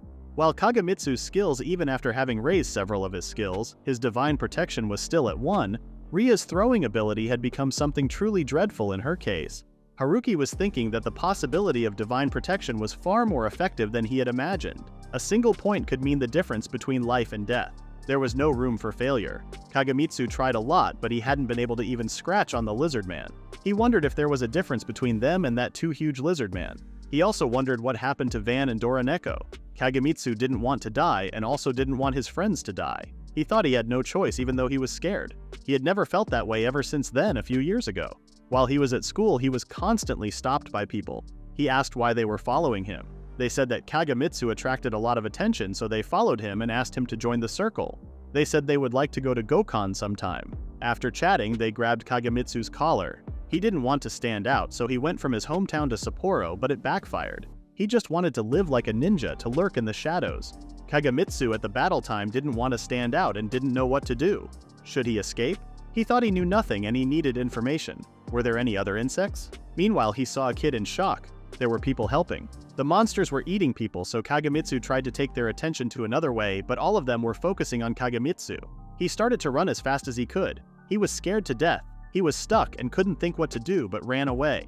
Meanwhile, a girl throws him a hammer to fight, but he is so scared to fight that he finds it impossible to do. She told Haruki if he didn't kill them, they would kill him, so he had no choice but to fight. She told him that he could do that, and Haruki asked her why she was so confident about him. Kagamitsu showed that girl to the doggy monsters, and after that he took the hammer and hit them. He thought that the world changed since that day and it became what it is now. He hated it. He couldn't help it. But when he found his presence had its uses, he made up his mind. He was prepared to sacrifice his life to protect those important to him. He told the others to run away while he was distracting the monster's attention. Kagamitsu's attack hurt the monster for the first time, but he couldn't understand the reason. He was sure that someone was attacking the lizard man from behind. Since his attacks were ineffective, he had to taunt. With his taunt, he could manipulate the enemy boss's aggression while the one who was attacking from behind could continue to attack it. He was having a hard time blocking him, but he had to hurry. Even though it wanted to know down the guy attacking from behind, it couldn't just ignore him. The lizard man caught him and he got hurt heavily. He was using his last power to keep the lizard man preoccupied just for the guy who was attacking behind. Meanwhile, Haruki's attacks wouldn't go through it at all. Ria's full power was only able to peel off its skin to a limited extent. He brainstormed to do something that would damage it and realized that when he launched his attacks against the boss, that point shined. For quite some time now, there was that light that he had been seeing in battles. It differs from every individual. However, when he strikes those spots accurately, his enemy collapses. He had to take a good look without having him notice anything. He found something and managed to cut one of its legs, and the lizard man fell in pain. Haruki then shouted at Kagamitsu to focus on its neck, and he put his sword into his neck. The monster was dead. Others were in shock. Kagamitsu screamed as if to throw off the feeling of relief inside him. They all gathered at the local bar, eager to celebrate their recent victory over the formidable lizard man. The atmosphere was charged with excitement as they recounted the thrilling battle. Kagamitsu in particular couldn't help but praise Haruki's exceptional combat skills. He admired not only Haruki's prowess in taking down the lizard man, but also his earlier triumph over the horde of Bero creatures. As they sipped their drinks and shared stories, some of their comrades began to wonder about Kagamitsu's newfound greatness. They recalled the practice run not too long ago, and were curious about how he had developed such keen insights, especially regarding the lizard man's weakness in the neck. Just as Kagamitsu was about to explain the origin of his newfound knowledge, their waitress arrived bearing a mouth-watering platter of golden fried chicken. To everyone's surprise, Kagamitsu discovered that he hadn't actually ordered the chicken. It turned out that the bar's manager was a devoted fan of the legendary Ariel, and this generous serving of fried chicken was his way of paying homage to their group's exploits. With the delicious aroma of fried chicken wafting through the air, they encouraged Haruki to dig in and indulge himself. However, they soon realized that Haruki was nowhere to be found. Puzzled, they inquired if anyone had seen him, wondering if he had decided to call it a night due to fatigue. However, Haruki had been with them the entire time, his absence unnoticed in the midst of their lively conversations. As they exited the bar, Haruki's demeanor took a somber turn. Tears welled up in his eyes as he reflected on his unusual and somewhat tragic fate. He couldn't help but feel that his very existence was growing increasingly fragile. While his unique abilities had proven invaluable in combating monsters, they also made him vulnerable in the realm of human relationships, which seemed profoundly unfair. Haruki pondered whether his connection to the enigmatic Medjed god was responsible for his ability to discern weak points, earning him the moniker of the Overthrowing God. He recalled a passage that mentioned the god shooting rays of light from his eyes, a notion that seemed fantastical and unfathomable. Haruki questioned what kind of adventurer he had become, bearing the weight of such extraordinary powers and their consequences on his life. The weather was completely different there than in the dungeon. Karen wondered how many days had it been since Haruki left after accepting their request. Meanwhile, netizens were making a fuss about the monster parade. Karen was sure they were referring to Haruki, the person wearing a mask who saved Kagamitsu's life. Nobody could believe that Haruki defeated the boss with the weakest weapon, a dagger, that even Kagamitsu had a hard time dealing with. Karen also wanted to improve the power of divine protection and catch up to Haruki as soon as possible. Karen thought that was the reason for her to level up more. To do so, she needed to sell the materials and upgrade the equipments herself. Karen went to Akani's store and told her that she would like to sell something. Akani spoke sarcastically about her hunting alone. She asked Karen if she was Haruki's girlfriend, and Akani said that she was going after him a lot. For Karen, Haruki was a hard case. Then Akani talked about how powerful Haruki would become in the future, and Karen would be nothing but a burden to him. After those words, Karen got pissed off and then broke the table just with a stick, which means her magic activated outside the dungeon. She didn't understand if it was because she leveled up or because of divine protection. Akani wanted to kick her out of her shop. Karen not only broke the Mitsuru but also stepped on it. Although Karen apologized, Akani was furious and knew she couldn't bring Mitsuru back with just an apology. Akani was so angry that she told Karen to attack her with whatever she could. If Akani wins, Karen would have to get her to a top-class tangerine box. Karen had researched Akani before because she was curious about her. Akani was a famous person and was known as a fighting clerk. She had found and raised countless rookie adventurers in the past. Karen thought that was the chance for her to show her ability. They started to fight, and Karen thought with her stick she could stay beside Haruki. She accidentally exerted too much force, and Akani fell to the ground in a second. She couldn't believe Karen was using a flying tool even though she had a weapon. She didn't count that and took her to the dungeon hunting showdown. Karen was surprised that she was still as lively as ever, even though she got hit directly by her magic. Akani stopped and asked if it was magic and if she wanted to support Haruki with that power. In that case, Akani was willing to show Karen her real power and even give some advice. Meanwhile, Haruki finally went home. Even though it was a lot of work, he had a feeling that was a major push to boost his presence. He wondered if Karen was diving today.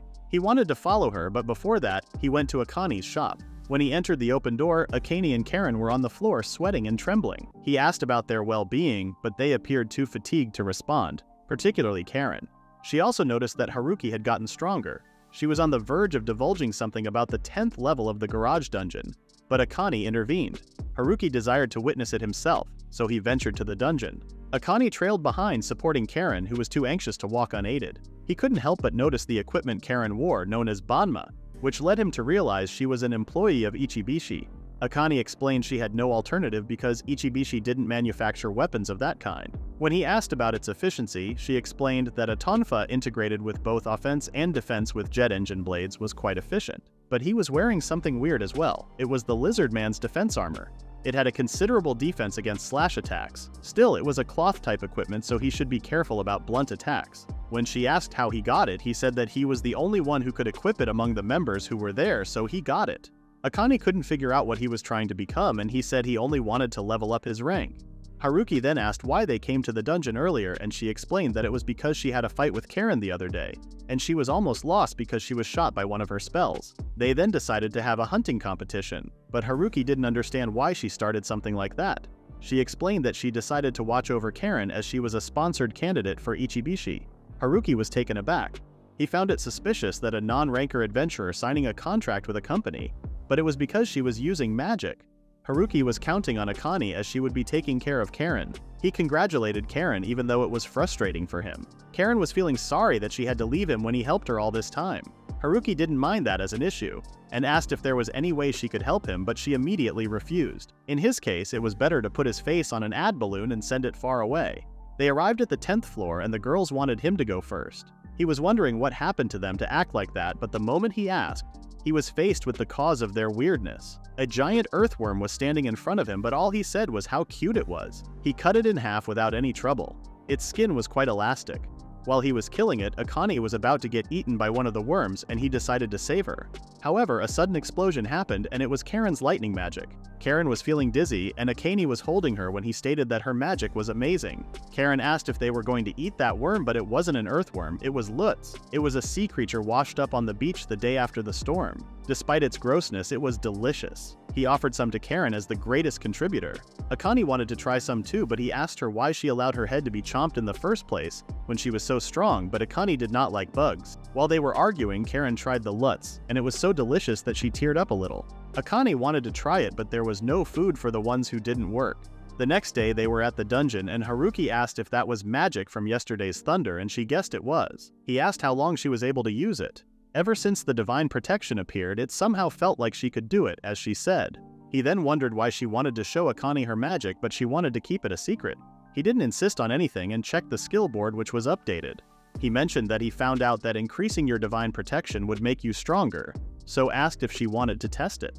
She thought about it for a second and wanted to leave it as it was. When he asked the reason, she said that she wanted to improve her level a little more by using her own power. It's important for her to know that she won't understand the true challenge of gaining significant power through her efforts unless she actively works towards growing stronger herself. If she becomes too complacent, she may struggle to put in the same level of effort in the future. She didn't need to explain herself more to him as he understood her. He wanted to be strong, and in the end, that feeling was empowering when driven into the corner or on the verge of failure. He decided that they would need to test that resolve of her right away. Karen wondered how he managed to cut the 1-meter-wide boss with his dagger, and if it was a new skill, but it was just a normal attack. An example was bamboo splitting. Karen didn't seem to agree with him. Because of the power, weakness exploit that manifested due to divine protection, and she felt like he was not human anymore. Karen had a point, but he didn't really understand the basics of swordsmanship, and he must have been making useless movements without knowing it. Haruki was considering looking for a dojo, but she seemed worried that if he started going there, she would go solo dive again. Karen didn't think dojo would be any help to him, but before she could say anything, he scared her while saying there were a lot of things he could learn just by going to a dojo. Even when he wasn't training, he could just watch and steal some skills. Suddenly, he got an idea and went home. He started watching swordsmanship videos and practicing. Thanks to his imitation skills, he could finally see the movements. While practicing, he figured that the grip strength was the key. Also, just by increasing the range of the motion, speed was also increased. It was just a mere change, but it changed things a lot. However, he still had a long way to go. Those master swords had a flow, and if he followed that, he wouldn't need to use his unnecessary strength anymore. He adjusted his breathing and gave it another try. In the next scene, Haruki at the dungeon to practice on the monsters. He seemed to have a lot of improvements, but it wasn't enough since he's got that main character. He had no choice but to practice until he got used to it, so he killed them over and over again. He ended up hunting all night and felt like deja vu. There were two conditions that needed to be fulfilled for a skill to increase: acquiring experience and using the skills one wants to increase. On the contrary, if he doesn't want to level it up, that means he shouldn't do it a lot. He decided to do point distribution after he got some sleep, and in the end, he overslept. They were fighting with the 11th floor boss and they managed to beat it. They proceed to the 12th floor with lots of motivation. There was a meadow again on the 12th floor and the grass was yellow. He noticed that something was wrong with Rhea. He had never seen her react like that and he decided to expand the detection's range. He sensed something and immediately warned Karen. They started to get surrounded by thousands of rice grasshoppers. He wondered if Rhea was upset because they were her natural enemy, but those rice grasshoppers tasted like shrimp, which he loved. They started to cut them, but there were just too many to handle. He decided to retreat and Karen noticed something.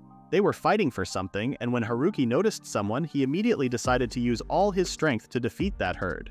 Karen didn't understand the sudden change in his decision, so he explained that they were after the rice plants which had larger grains and were very delicious. He was dedicated to saving the silver rice. Karen was looking at him with disappointment on her face. The day was over, and Karen was leaving his house and she thanked him for the food. It had been a while since they had rice, so he got excited. Haruki asked if she needed him to drop her off at her hotel, but she was planning to hunt a little. He told her to not push herself too much and she left. Karen was feeling down because he got stronger again. She believed their levels had gotten a little close, but it was certain for her that he would leave her behind. Since the raid, he had been leveling up really fast and grew more and more. She wanted to be of help to him, so she decided to do dungeon diving by herself that night even though she knew it wasn't enough. She slapped herself really hard to not think negatively and focused on her goal of catching up to him. She was about to start defeating the monster and realized that Haruki was also there, practicing with his dagger. He noticed a baby centipede and decided to hunt it for now, but its head was too tough and it was so fast. He got excited since it could be some kind of rare species. He followed the centipede and was about to catch it, but Rhea shot him. Rhea told him to not bully him and stated that he wasn't a bad kid. Even if she said that, Haruki didn't seem to be listening to her. She held the centipede and said that she would take care of him. Haruki wondered if he was okay with it and the centipede approved him. Even though he wasn't sure, he said that they would welcome him if he was willing to join them. He let him climb on his arm and the baby centipede rubbed his head on him, which made him almost die from its cuteness. He checked his skill board and he seemed strong and had a high initial value, and he had skills that Haruki had never seen before. He then tried to find a name for him, but it was hard for him to find the right name. After so many failed name suggestions, the centipede seemed to like the name Esta, from Vesta, the goddess of hearth in Roman mythology. Once again, he stated that he was looking forward to working with Esta. Meanwhile, Akane was appreciating the weather. She then noticed a Death Eater on the roof of Haruki's house. Death Eater bug was a monster that appeared in the middle of Shinjuku and it was extremely quick, making it difficult to attack. If there was even one Death Eater insect in a herd of monsters, even veteran teams would be annihilated in no time. She tried to wake Haruki up to let him know that there was a bad news for it to be there. He explained that the Death Eater she was talking about was his friend Esta. It was a useful insect and was a pest control expert. It was also Rhea's favorite. The reason for that is because rice grasshoppers, Rhea's natural enemy, were its favorite food. Their interests aligned, he thought. Akane was speechless by his comfortable words. It was now time to show Esta to Karen.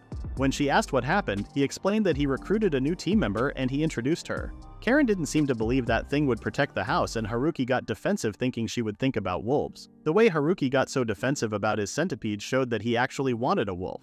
Karen mentioned that whenever she took her eyes off him, he did something outrageous. They then went to the 14th floor of the dungeon. Haruki noticed that Karen's divine protection went up, which he claimed that it was because they beat the boss on the 13th floor, while also wondering if she was finally curious about the name of the god that protects her.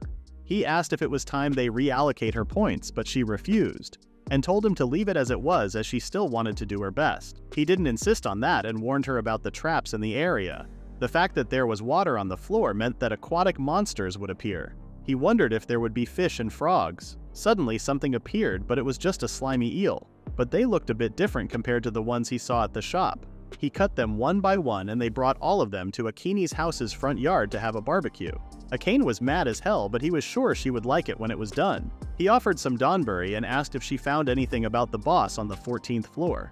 Akane mentioned that from what she observed, it was a replica of an eel. It contains a lot of anti-monster properties, but it was less effective compared to the originals. He decided to give it to Karen, but she strictly refused it, so he gave it to Rhea. They moved to the 15th floor the next day. The air was dry and it was a vast plain. It felt like a grassland. Not so long later, they both felt a big threat near them. Haruki remembered that feeling he got, and it was a werewolf standing right in front of them. At that time, he didn't want to fight something like that again, but right now he felt excited. He wanted to test how much he had grown since then, or how close the gap between them was. Before he made his first attack, he was glad that it was finally there. Karen was watching him being so excited while fighting with a deadly monster. Karen wanted to contribute too, so she used her lighting skills, but it didn't work. It moved so fast that she couldn't hit it continuously. Haruki said that he would distract it and told her to calm down and hit it once again. Haruki focused and tried to look closely, match its movements, find a good point, and tell her the right time to start. Karen, Ria, and Haruki attacked it at the same time, and the wolf was dead.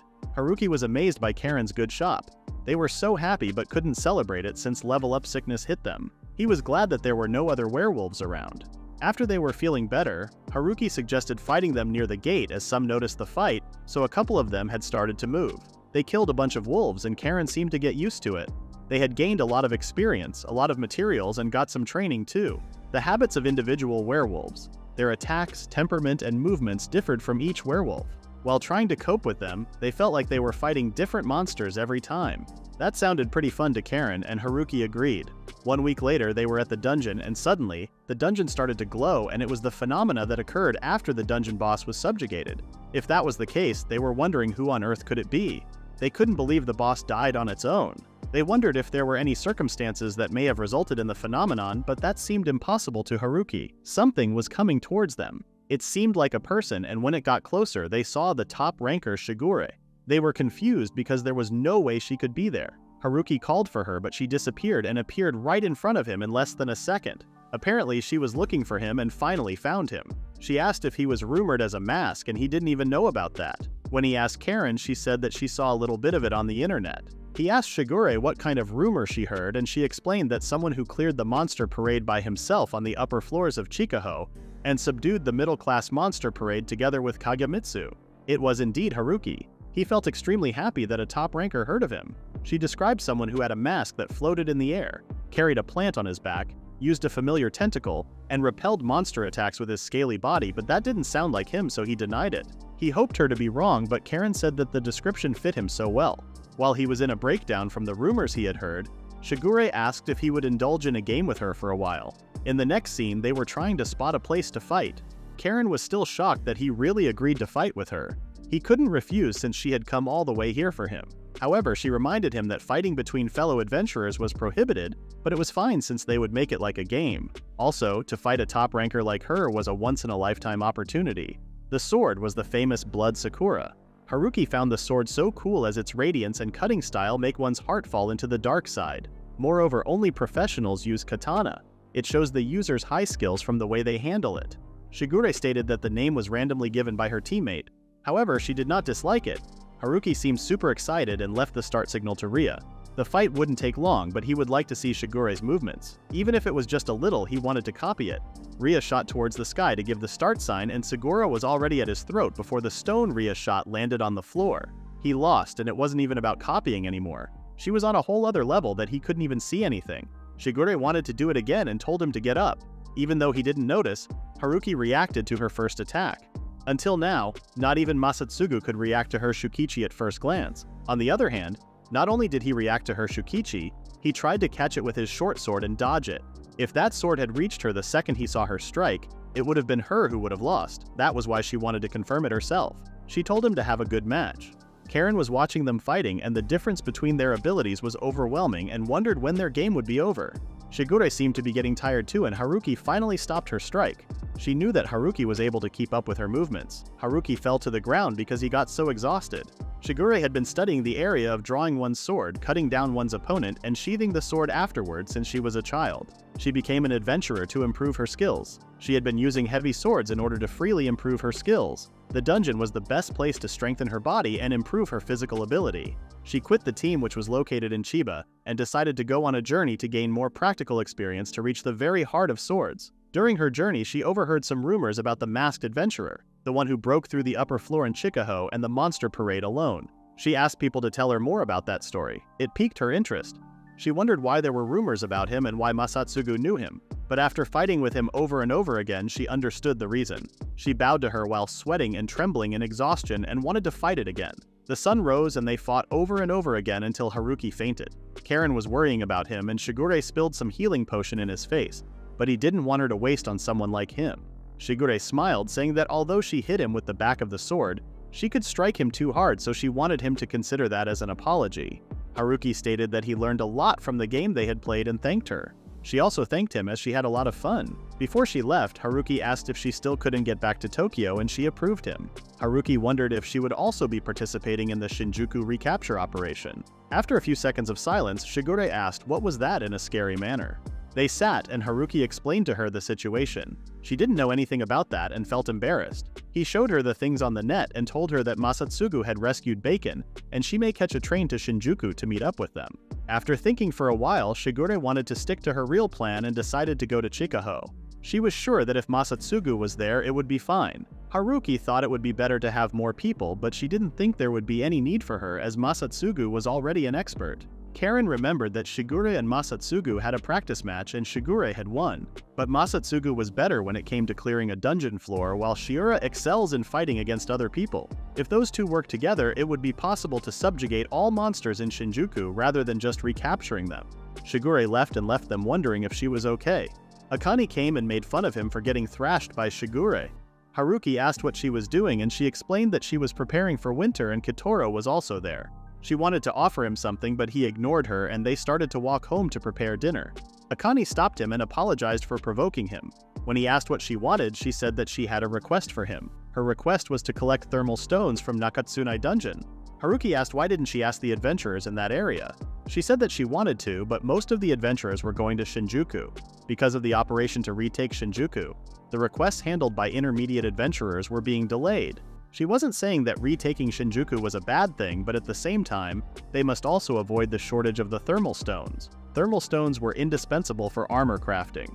If there were no adventurers collecting them, the makers couldn't manufacture armor, and adventurers all over the country would have a hard time exploring dungeons. Haruki accepted her request, and she needed 100 kilograms of thermal stones. Haruki asked Karen what she was planning and asked if she wanted to tag along, but Akane reminded her that she was focusing on leveling up, so she had to refuse his offer. They sent Haruki off, and Akane wanted to tag along as she leveled up. Karen thanked her. All Akane was planning was to make Karen stronger than Haruki. He realized how awesome she was. Karen wanted to ensure that she didn't get left behind, but Akane's repeated attacks by monsters hindered her progress. Meanwhile, Haruki was at the entrance of the Nakasatsunai dungeon. Despite the fact that there was a shortage of people, there were quite a few there. Since there were very few intermediate level ones, most of them were rookies. He wished good luck to one of them, but they seemed to be scared of him. The flower on his back and the centipede on his body weren't helping him either. The rumors about him were all over the net and people were talking about how they saw him and how he was really friendly even though he looked dangerous. Haruki reached the 10th floor in just 2 days, which means his pace was good. It was a shame that Esta's divine protection hadn't manifested yet. He guessed that it could be because the level of the dungeon was low. He asked if there was a specific skill Esta wanted and she wanted to get even tougher. They continued to explore the dungeon as the thermal stones should be around there. At the same time, Karen and Akane were at the dungeon, and Karen wondered if it was safe to leave the collection of the thermal stones to Haruki. She looked it up yesterday and found that it was difficult to collect if you were by yourself. Akane stated that it would be easy for Haruki. There were 2 reasons for that. Firstly, he had the magic bag that changes things completely, and the other reason was his good eyes. In his last fight with Shigure in the second half, Haruki got a good grasp of Shigure's movements, and it wasn't just that. It had been only a couple of months since he became an adventurer.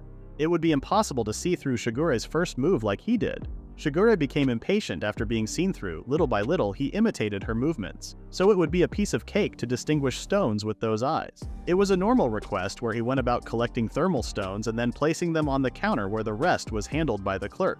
Meanwhile, at the same time, he was being questioned by the police. The police told him to take off his mask, and when he did, he disappeared. They were looking at his card and he wanted to have it back, which scared them. They apologized for keeping him waiting and wished him good luck. Haruki teared up thinking they were worried about him. The clerk Akane mentioned before and the police who wished him good luck was talking about him. The police said that he was normal and it was foolish of him to get frightened when he took off his mask. It was also true that he disappeared when he took off his mask. He mentioned that if you tell him good luck, he would skip around weirdly, which seemed like a good guy. The clerk said that it was because he made him happy. The clerk said that around dusk when it was closing time, Haruki appeared with his mask and it was as if it was floating in the air up and down. Haruki came near to him and wanted to sell something. It was a nightmare to him, as he said. What's more, he placed 25 kilograms of thermal stones on the counter. He had never bought that much before, so he was surprised. People on the net didn't believe he collected them by himself, as one could only collect up to 4 or 5 kilograms in a day, and claimed that he had companions, but the clerk was sure that he was by himself. The people didn't know what to believe anymore. Since he did well today, he was celebrating with local chicken chunky and green soybeans. In the next scene, Masatsugu, Bacon, and Shigure chatted in the same room. Bacon wondered where Shigure had been, and she said that her teammates scolded her. They said next time she forgot to charge her phone, they would throw away her sword collection, so she came there in a hurry. Masatsugu started to talk about the boss. The boss looks identical to a rare deer species that inhabits the 24th floor of the dungeon. It had a special attack that doesn't let you move if it touches you, which is what happened to Bacon. When she asked for more detail, he said that it was similar to when she pulled or tore her muscles. She asked if it was a curse, but Masatsugu didn't have any idea. There was a possibility it was a hypnosis. He tried all the medicines he had brought on him, but the only thing that worked was the panacea, even though Bacon thought it was the protein that worked. She asked how long the symptoms lasted and seemed quite long. He gathered as much medicine as he could, which took them quite some time. Shigure asked what was her role, and Masatsugu said that she would be the attacker. They were planning to surround the boss and assault all at once. Bacon warned her about the deer's purple lumps, and if the monsters spawned, she should leave them to other rankers. Bacon also advised her not to underestimate it just because it was a small fry, which sounded like he was speaking from experience. They ended their conversation, and Masatsugu was alone in the room. He was storing all the conversations in the log. If the recapture operation failed and they died, he would like that log to be used as a reference for countermeasures. He then left the room. Meanwhile, Akane and Esta were freaking out because of the weird slimy eels. Haruki was regretting some of his decisions, but Karen surprised him. She wasn't trying to defeat them in one blow like she used to, and now she was controlling her power. He was glad that she changed her way of fighting and improved. Still, he was wondering why they couldn't pass through there. They begged for his help. While they were moving, Akane stated that she was glad they were able to break through the 14th floor. When they arrived on the next floor, Akane and Haruki sensed something. The atmosphere was definitely different from back then, and it was like they were getting chills down their spines. Haruki decided to postpone their training. Karen was confused, and Akane explained that a rare species may have appeared. Haruki asked what they should do, and she said they should run. He said that if it was really a rare species, they would leave it to a high-ranking adventurer and ask her opinions. It was fair enough for Akane. He sensed something and whispered to everyone to get down. And there it was, the deer. Akane already knew that it was dangerous. She said it was from another dungeon and was normally found on the 24th floor. If it was a rare species, it could cause a stampede. Karen and Haruki were taken aback by her words. He asked if she could defeat it, but it was indeed impossible. If there was another attacker like her, it might make a difference though. He asked if she could put in a subjugation request. She could, but getting the adventurers would be up to Oiso. It was out of her jurisdiction. Karen asked what they should do now while trembling in fear. Haruki said that Karen would be in charge of contact, which means he was planning to stay there. His plan was to keep an eye on the deer. Karen found it dangerous, but he had a bad feeling about how there were no wolves in the area. It wasn't doing anything in particular, so he wanted to gather a little more information to allocate his skill points, but then noticed that Esta's divine protection had manifested. He would allocate her points. He learned that Esta was another minor god. It was one of the pillar deities shown in Japan's national treasure painting Scroll Extermination of Evil. It was thought that the god of bugs protected the country from epidemics. Ria got jealous and wanted him to raise her level as well. Suddenly, a werewolf appeared and the deer shot the wolf with something abnormal coming out of its mouth. It defeated the werewolf by hitting it with a purple lump, and leveled up, which made Haruki speechless. Haruki realized that as time passed, no one would be able to defeat it. He tried to find a way to defeat it, but he knew he couldn't. He shouldn't get conceited. It wasn't that easy to defeat a higher-ranking monster even with the help of Skillboard. He shouldn't be impatient and needed to stay focused until the last second. However, it had been 3 days and Karen tried to stay calm since he was Haruki, even though some bad thoughts were coming to her mind. When she arrived, she saw him looking at the Skillboard with sleepless eyes, trying to find a way to defeat the deer. Karen asked if he rested, but he said that staying up 3 nights in a row was nothing compared to when he was a corporate slave. Karen told him to get some rest as he wouldn't be able to do anything if there was an emergency. Haruki explained that he would be fine as long as he had that tonic he got from Akane, but that was absolutely crazy to Karen. Karen excitedly told him that the request was accepted by one person. He was grateful that even one person accepted it, but he didn't believe it would make any difference. Karen also mentioned that the Shinjuku recapture operation would begin soon. The top rankers like Masatsugu, Bacon, and Shigure had gathered, and Haruki was now sure that they would succeed. Haruki then drank the tonic and regained his energy. He would now keep an eye on the deer and told Karen that he would be leaving the adventurer who would come to her. Suddenly, Karen and Haruki felt the extreme presence of the deer. Haruki told Karen to run and head to Akane, but the deer was already too close to them. It made that purple lump again and was about to hit Karen, but Haruki jumped to save her. The purple lump melted on his body. Haruki was lying there motionless. His body was melting and Karen couldn't do anything but feel guilty. The deer was still there to kill her. She didn't know what to do. The deer tried to shoot her and she barely dodged it. Karen knew that she couldn't fight it there or else Haruki would be in danger. She started to run opposite direction to drive the deer away. She felt extremely guilty for being weak. A few years ago, their school ended all of a sudden in the third period and her teacher didn't tell her anything. She was wondering what was that stinky smell just before she noticed a dog was tearing a man apart. She was so scared and couldn't even run away. Her parents came and her mother embraced her tightly while her father shielded himself. Her mother also let her go and sacrificed herself for Karen. The thought of that moment, her parents getting killed by a wolf, distracted her, and she fell to the ground. She didn't want to lose anyone anymore and also didn't want to lose the people around her. She was crying and seemed like she accepted her fate. She then heard a voice asking her if she was going to stop now. A man with a beard was talking to her, saying that even when it comes to taking a monster's life and saving someone's life, she hasn't even tried to risk anything. She realized that it was the noise she had been hearing lately. The man called her fake and she denied it. He asked what she was scared of and she said that she was losing those important to her because she was weak. The man then told her to prepare herself and give it her all while she was holding on to those feelings. He told her to risk her body and life if she still wanted power. She was indeed sure that she wanted to protect those who were important to her. He told her to take his hand and rebel against despair. She held his hand and their power became together. She used her real true power and defeated the deer with one attack. Defeating it caused Haruki to heal and wake up like nothing happened. He told her that it was pretty impressive and she really surprised her like he wasn't almost dead. She couldn't believe he was standing there when he was covered with the purple lump earlier. She seemed like she got mad at him, so he apologized, but she was actually relieved that he wasn't dead. He was surprised that she cared about him that much. He patted her head and thanked her. After she calmed down, she asked how she survived. Haruki said it was probably thanks to Esta. She had a skill called quarantine and she covered him so he was safe. Leaving that beside, he asked Karen if she needed time to concentrate when she released powerful magic. Karen said that she didn't shoot right away and explained that she heard a voice every time she went into the dungeon, and when she responded to that voice her magic was improved. Haruki checked her skill board and her divine power was at max. And it was Okikurumi. Okikurumi was a hero god who appeared in the Ainu mythology. He was also called an Ainu as a human-like god. Haruki mentioned that he fought for humankind and brought peace to the world. It was the perfect divine protection for an adventurer from Hokkaido. Haruki's divine power was from Egypt and he didn't know the reason. Suddenly they noticed that the deer was standing. It was surely resilient as it could still stand after that lightning attack. Karen dedicatedly told Haruki to allocate all her skill points to magic. She knew it was difficult to manipulate when magical power increases, but he must do it. Haruki was impressed that she was changed. She used to be nervous and scared of fighting, but now he could see her determination. He allocated all of it and they collectively started to attack the deer. Its hide was so hard that he couldn't even cut it. But with Karen's magical power, if he kept attacking, they would defeat it for sure. However, the deer released its lump and werewolves started to appear from the lump and their color was the same as that lump before. Haruki realized that the deer not only killed the werewolves, it also made them into its subordinates that it could control.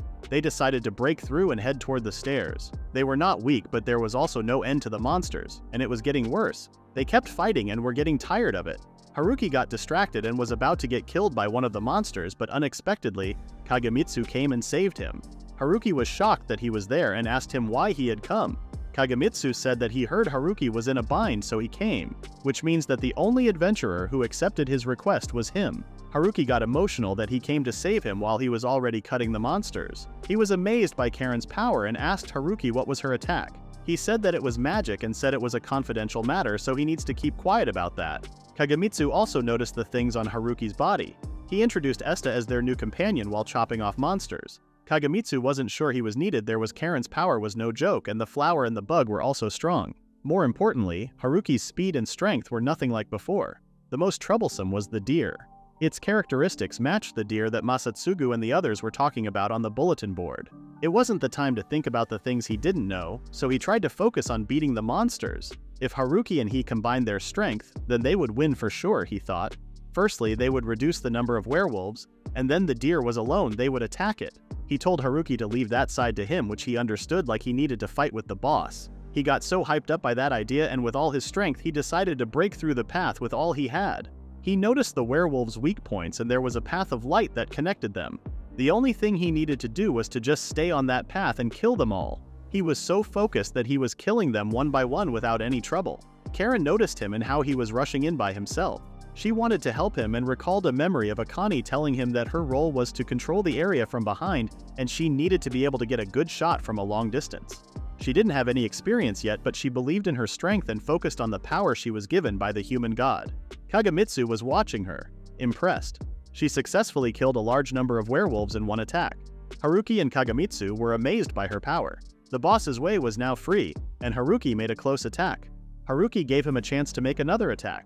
Ria, Esta, and Haruki all made an attack and injured the deer. After fighting with it for a while, he managed to stab it from its deadly point. The deer's corpse fell to the ground and Haruki fainted from being exhausted. Meanwhile, Akane was wondering about them. In case something happened, she was prepared to move. Since she saw Kagamitsu entering the dungeon, she was almost sure they would be fine. She entered the dungeon with a big entrance, but when she saw their miserable situation, she started to cry her eyes out thinking it was her fault. Kagamitsu tried to comfort her by saying everyone was alive, but she wasn't listening. Akane was crying and said that she was going to come in a cool way and do them all a favor. She didn't understand why things turned out this way. She was not a contractor for dismantling these. Meanwhile, Akane sighed and saw the monster that she was fighting increase again. She didn't like the situation. Kagamitsu said to Karen that why did she even come there and said to her he appreciated her help and added that he was fine now. After that, he wanted Karen to go help Akane. Haruki said to Kagamitsu that he had something to talk about with him. Karen left to help Akane. Then Haruki wanted Kagamitsu to know that he appreciated his help. Kagamitsu said to Haruki that he helped during the Chikano incident, so it was all fine. All of a sudden, Kagamitsu shouted to Haruki why he rushed towards the boss by himself. Haruki hesitated about what to say and he added that he left that side to him. Kagamitsu got angry and told Haruki that he would not have let Haruki do such a dangerous thing. Haruki was kind of amazed. Then Kagamitsu said to him that if they had continued to reduce the number of werewolves in that manner, even without any suicidal attacks, they could have easily won. Kagamitsu got angry, he squeezed Haruki's cheek and warned Haruki not to give him any kind of reaction. Haruki said to Kagamitsu that they still won. Kagamitsu realized that Haruki was right. However, for Kagamitsu it was Karen magic that made that possible. Haruki was aware that if he spoke about Karen magic once, she would be in danger. Still, he rushed into her with that thunder. Haruki said that Karen never missed a shot, so, this time as well, he had faith in her and charged ahead. Then Kagamitsu needed to go because something urgent had come up as he said.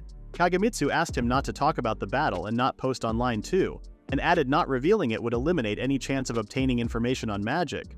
Haruki said to Kagamitsu that he was right, but Haruki's presence was pointless without sharing anything about the battle, so he was rebelling in a crying mood. Haruki went to Akane and Karen asked where Kagamitsu was. Haruki said that he left. Akane asked him why he was crying while the one who should cry was her. Karen said to Haruki that those werewolves' fur would not fetch the same value. Akane said to Haruki that its efficiency might have changed also due to its discoloration, so it was impossible to calculate its value. Karen said to Haruki that she could buy them, but the fair price might be lower.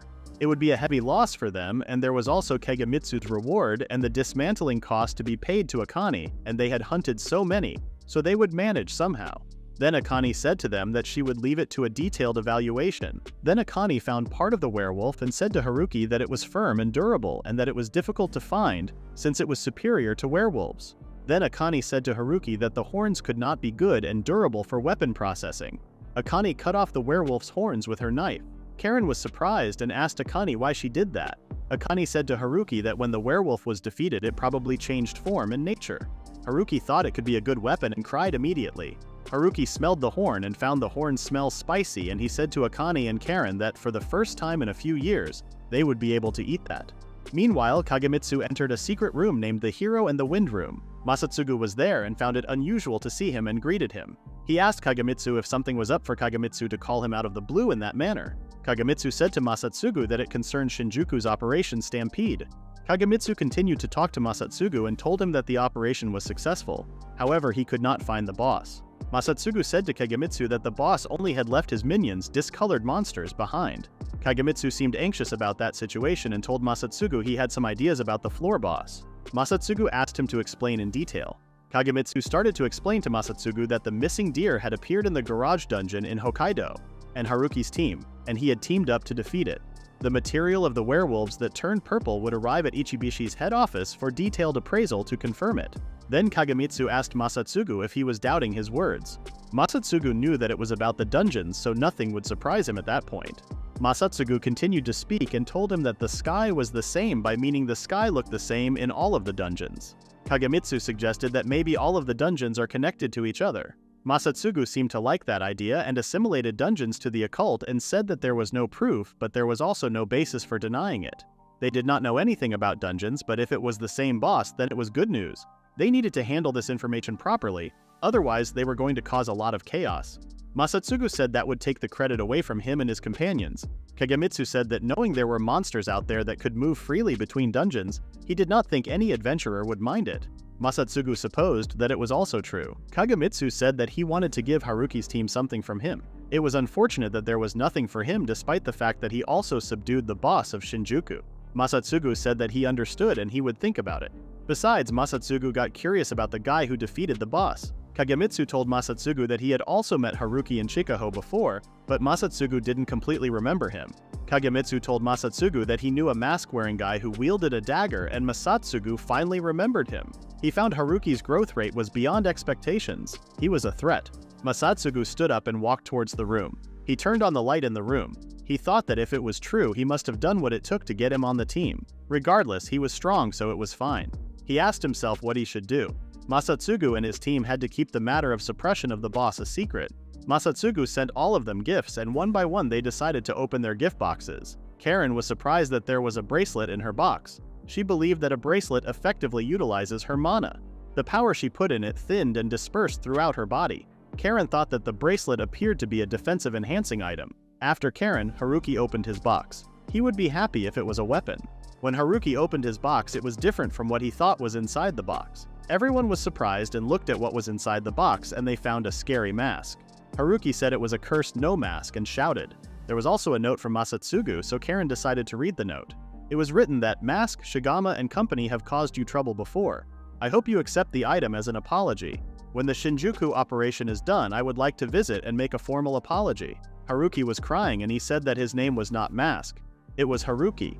However, for Karen, Masatsugu recognized Haruki, so it was fine. Karen said to Haruki that there was a manual for the mask. Karen was reading the note and learned information about the mask. The mask's name was Hidden Surface, and its type was a mask with a super rarity and rare quality. The effect made the user's presence disappear. Haruki threw the mask away and he told them to get rid of that right away. Akane shouted and said to Haruki that it was a present from the hero Masatsugu. However, Haruki preferred to die instead of wearing that mask. He shouted that the mask was a terrifying present. Then all of a sudden, Masatsugu entered the room with a hero's smile on his face. Masatsugu said to Haruki that he had thought Haruki was collecting strong masks, so he had sent a strong one. Haruki was shouting and saying that he was not happy at all. Others were trying to convince him to wear the mask, and Haruki was crying and shouting. Consequently, it was decided to give the mask to Ria.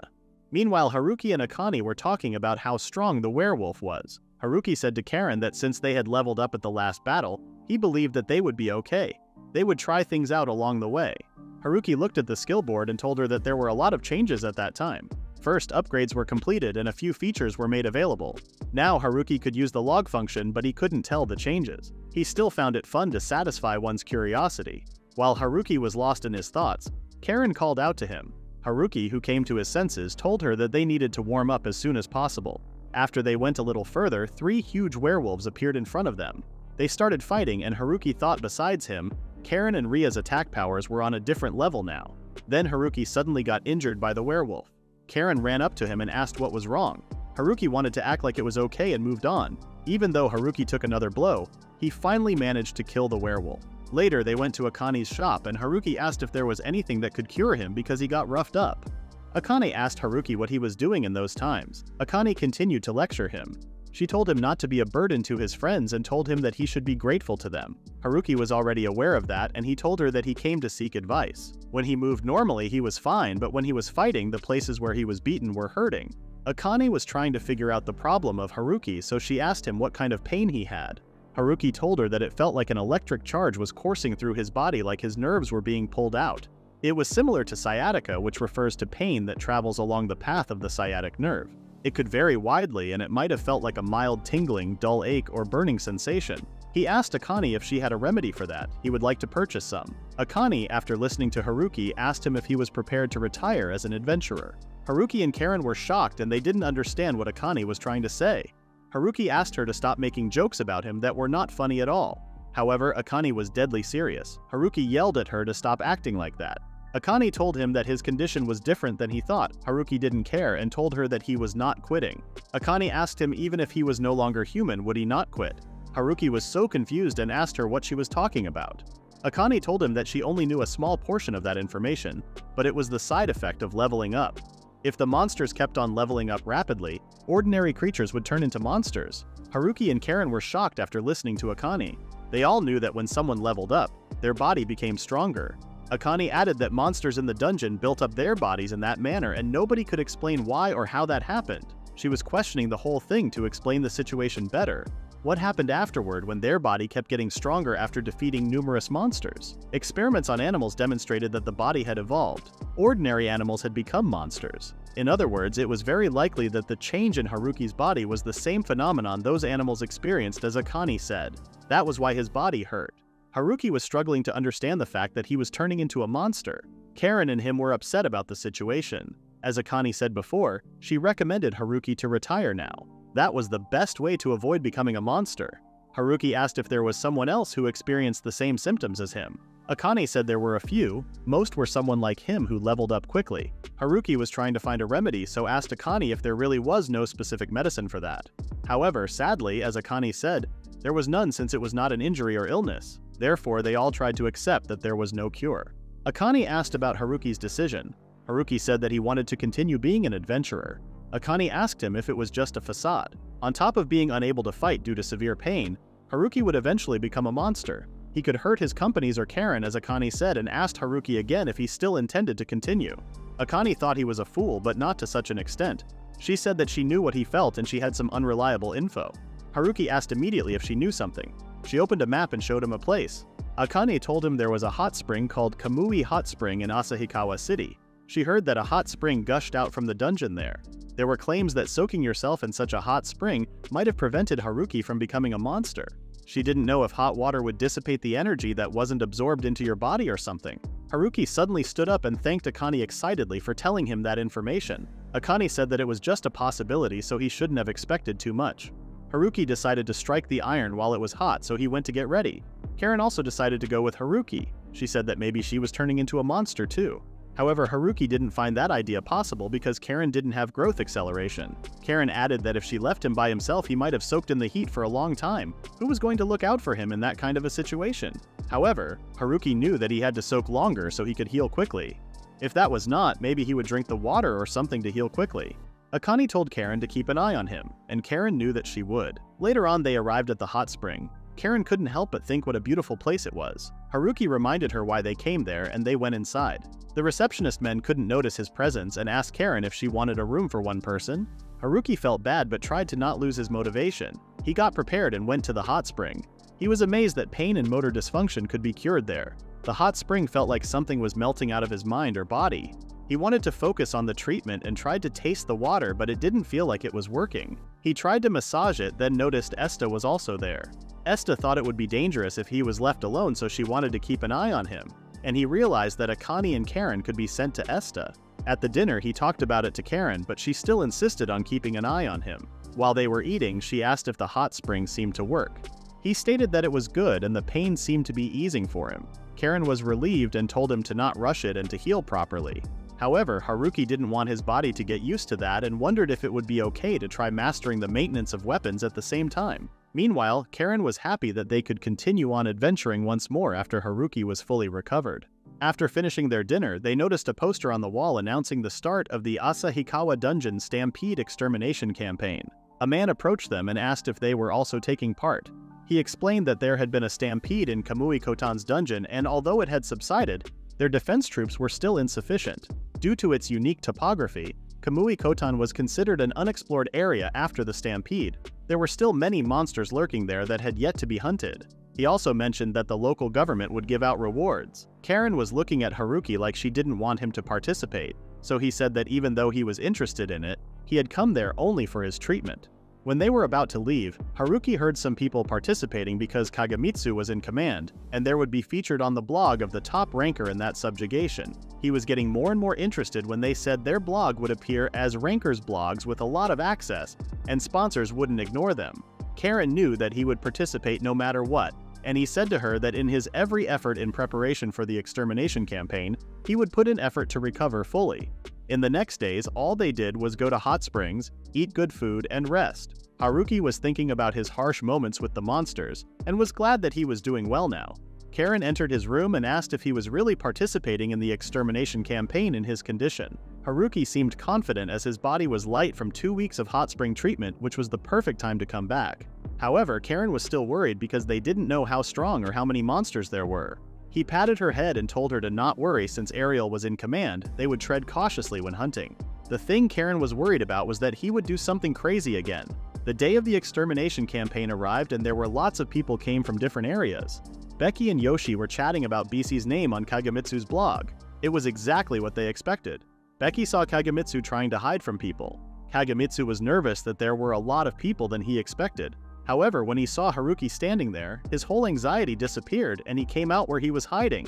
He started to give his speech and informed everyone that they were unsure of what monsters were there, so they should be careful. Meanwhile, an armored person was in the forest, standing majestically. Kagemitsu explained once again that he was the one who was in charge of overseeing and hosting there at the starting point, and Becky was in charge of the subjugation count. Their hunting grounds were the cast forests of Kamakotan, and they would corner the monsters into a 2-kilometer radius. Yoshi, Dora, Neko, and Van were keeping an eye on the monsters to prevent them from straying too far from the area. Simultaneously, they were all keeping an eye on them to prevent cheating. There were 3 rules. First, they should avoid interfering or stealing from other persons or teams. Second, they need to keep the monsters from leaving the area. Last but not least, they should not be using any magic bags or magic items. They need to follow those 3 rules. Additionally, they would receive 1 point for themselves as well as the team they were part of each time they defeated a monster. Prizes were offered to the top 3 teams and players. The time limit was until evening, so they got started right away. Haruki was amazed by the effects of the hot spring because his body felt so light. He got his first catch in a second and continued to move. Karen and others were consistently hunting without him instructing them as well. Karen didn't seem to like the combination Haruki came up with, but bear with it. Suddenly, Ria got too excited and she warned them if they get too hyped up, others might mistake them for something else, even though she was wearing a mask to conceal her presence. However, Karen felt like she was mocking her as the mask was too funny looking. A big brown bear monster appeared in the bushes. She couldn't use her magic and wasn't sure if she could really do it, but she had to try, even though she didn't know if it would work. She hit the bear with all her power and the bear was defeated. A girl named Dora came and congratulated her for defeating the bear and explained that it was a prey that gave her a special point. She seemed confused, so Dora explained that it was actually a normal bear, but after consuming monsters, its taste had developed to that of a monster, so it was special. Before she left, she said that if she took the bear to the starting point, she could get points, but the bear was too big to carry. Karen wondered if it was going well for Haruki, and he was thinking about what to explore and saw a salmon monster which seemed quite tasty to him. When he was about to catch it, the salmon fish stopped him and said that she was the best salmon princess and her name was Chep, a mermaid and a spirit. Since it was still a monster, he caught her. She screamed for him to listen to her, and it was the first time he had ever seen a monster pleading for its life, so it seemed worth listening. The fish asked if he was familiar with Kamui Rock and stated that she had to go to Kamui Rock no matter what. The reason for that was because she was the best salmon princess. Haruki didn't understand what was going on there. He started to think about if Kagemitsu and the others had chased the monster to Kamui Rock, and it seemed like an exhilarating. In addition to getting subjugation points, he would also get food ingredients, so he decided to go to Kamui Rock. Reaching the rock would take some time, so he decided to climb. The fish was impressed by his skills. He took a quick breath from climbing and noticed that it was huge, but there wasn't any salmon clan there. The fish thought she was going to die before she was done with her business there. He ignored her and asked what business she would be doing there, and she explained that she was offering herself to God. He continued to climb the rock while she was talking. Kamui Rock was the place where the evil god Nina Kamui fought against the hero Samaikuru, and Kamui Rock was believed to be a vestige of Samaikuru's attack, created as a result of Samaikuru's attack on Nina Kamui. Suddenly, something appeared from the sky and hit the rock. The rock broke and Haruki felt a presence similar to a dungeon boss. A giant lizard came out from the crack and Haruki was speechless. Kagemitsu asked Becky about the situation, and she said that a big one had just been hunted by Haruki's team. The girl with the staff brought it. She mentioned that Haruki was indeed unpredictable. Kagemitsu recalled the time when Masatsugu told him to bring Haruki to Tokyo. He stated that with his ability he would be regarded even in Tokyo and his talent would be wasted if they left him in the countryside, which means he passed Hokkaido's level as low. That made Kagemitsu even more mad. What he couldn't stand was he couldn't retort back. He told Becky that other teams must catch big ones too, and it was worrisome if it was only Haruki's team catching them. They then sensed the presence in the direction of Kamui Rock.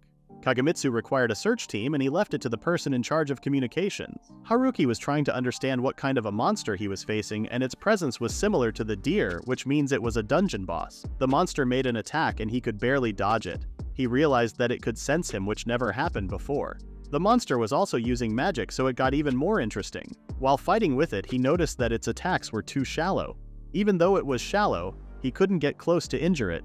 But he wasn't planning to give up, so he tried to attack it faster, and after a few more tries he managed to cut the monster in pieces. However, his attacks were so strong that the Kamui Rock broke. Kagamitsu and the others were trying to understand how was that possible. Becky informed Kagamitsu that the presence of the monster earlies disappeared. Yoshi asked what they were going to do. He told them to return to the headquarters while keeping a watch on the surroundings, and he would inspect Kamui Rock as there may be some injured people. Meanwhile, Haruki was panicking since he broke the relic of legend, the sacred ground of Ainu. A ball appeared behind him and he tried to understand what it was. The ball came at him and went right inside his body. The fish came and was about to scold him, but Haruki held her and asked if she was the one who summoned the monster earlier. She explained that the monster from before was the one who did evil things in Kamui Kotan, and to defeat it, she was intended to be offered as a sacrifice to the god, but he defeated it. He didn't want to believe her, but didn't insist on anything. He looked at the view of the dusk and wondered what time it was, as the time limit was until dusk. He took her along with him and jumped on the rock. However, people were packing up their things when he arrived at the starting point. He saw Karen and she informed him that the tourney was long over. He was too tired to react and felt dizzy. Kagamitsu was at Kamui Rock and found Haruki's mask. Haruki was upset that they were at the third place and Karen tried to cheer him up. He mentioned that he gave it his all to defeat the monster, and Kagamitsu appeared, wanting to hear more about the monster. Haruki asked if he could get points for the monster, but the time was up, so Kagamitsu told him to give up. He asked why he broke the Kamui Rock, and Haruki didn't consider that. That was not what was important at that moment, and Kagamitsu wanted to thank him for defeating the monster, but he wasn't praising him for being reckless by himself. They were not in the dungeon, and there were a lot of adventurers today. They could have fought together. Haruki did the same thing with the deer too, so Kagamitsu told him to keep his judgment in check, as there was a difference between being courageous and being reckless. He sent Haruki to Karen and started to think about what to do with the corpse. Haruki went to Karen and told her what happened. He then took out Chep as she was not staying still there. Chep was angry that he kept her inside, but he was just looking for the right time to introduce her. Karen was shocked and asked if that was a merfolk monster. Meanwhile, Kagamitsu was writing on his blog about today's winners and reading what people wrote. Akane arrived charismatically. Since her beloved disciple participated in the event, it was natural for her to come. Kagamitsu showed her the catch and asked for her opinion. Akane said that it was a B-rank demi-human, which was the same level as the deer before. It was also her first time seeing something like that. She inquired to know where it came from, but Kagamitsu had no idea. She asked about Becky's clairvoyance skill. She was adept at finding enemies, but Kagamitsu said that it had sprung up suddenly. Akane said that the monster was quite unique, and it was weird that a unique, mysteriously strong species at Kamuikoten Dungeons level was unexpected.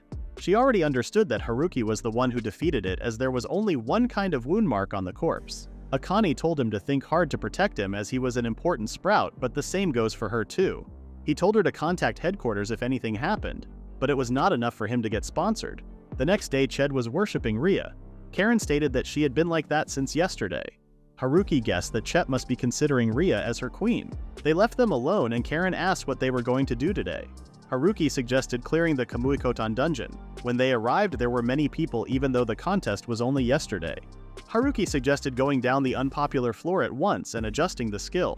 They arrived and it seemed that no one didn't come there even though there weren't strong monsters. Haruki was looking at the skill board and noticed that a few features was unlocked on the skill board.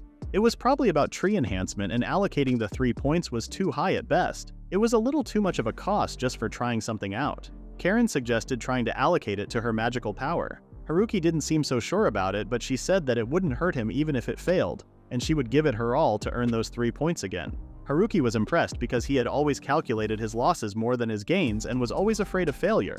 He stated that she looked more like a proper adventurer now and she got so shy. He then went first. Karen asked if it hurt, but it didn't seem like he was hurting. He stated that it felt different and there was not much change to his physical condition. He then allocated hers and she said that it was easier to handle the power compared to before. Ria wanted him to do it too, so he allocated them as well. Chep was once again amazed by Ria. When Haruki checked Chep's skill board, he noticed that she was indeed a princess. Not just a divine protection, but a safeguard. He wondered why a hero god would give a blessing to a salmon. He didn't force himself to think about it, so he decided to observe for a bit. They moved on and killed a bunch of monsters on their way.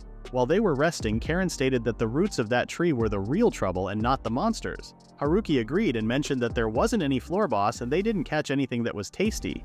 Next was the innermost floor, and he wanted to at least face the last floor lord. They were also starving, so they dreamt about getting Jingisukan when they got home. They proceeded to move to the next floor, and it was bigger than they had ever expected.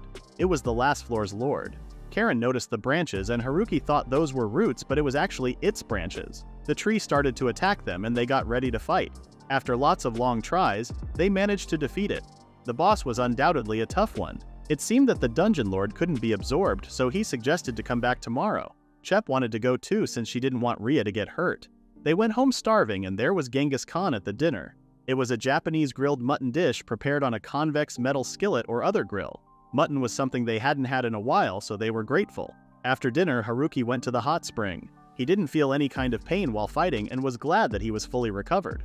While he was thinking the things they were going to do tomorrow, he heard a woman's voice. He couldn't believe his lack of presence was useful in a place like that. He saw the legs of the woman and she asked who she was. He tried to explain that it was an inevitable accident, but the woman who talked was actually Chep. Since the hot spring had a good effect on the skin, she wanted to try it out. Haruki was embarrassed that he got ahead of himself. The next day, they were at the dungeon and started to resume their exploration. They haven't found the boss drop yet, and Haruki wonders if he has to sell the branches and roots. He then noticed something and Karen asked what was wrong. He saw a stone stage and no matter how they looked at it, it was an artifact. He explained what it was to Karen and mentioned that he had rarely seen something like that in a dungeon. Suddenly, the part he was touching started to become darker, and they couldn't understand anything. When he checked the skill board, it said that he had succeeded in subjugating the giant dark tree. 3 skill points are obtained for the first subjugation of a dungeon lord. He mentioned that the stone stage was a dungeon core which was believed to be a mass of energy that sustained the dungeon. Karen remembered that the articles said it was like a jewel, but no one had ever seen the real thing. He wondered if it was too plain to be noticed. Karen asked if it was really possible. Nothing happened when Karen touched it, but when Haruki touched it, the skill board told him the absorbed energy from the dungeon core. They noticed that it only reacted to him. Haruki wondered if that meant he could get rid of the dungeons all over the world. He mentioned the thing that the skill board said to him.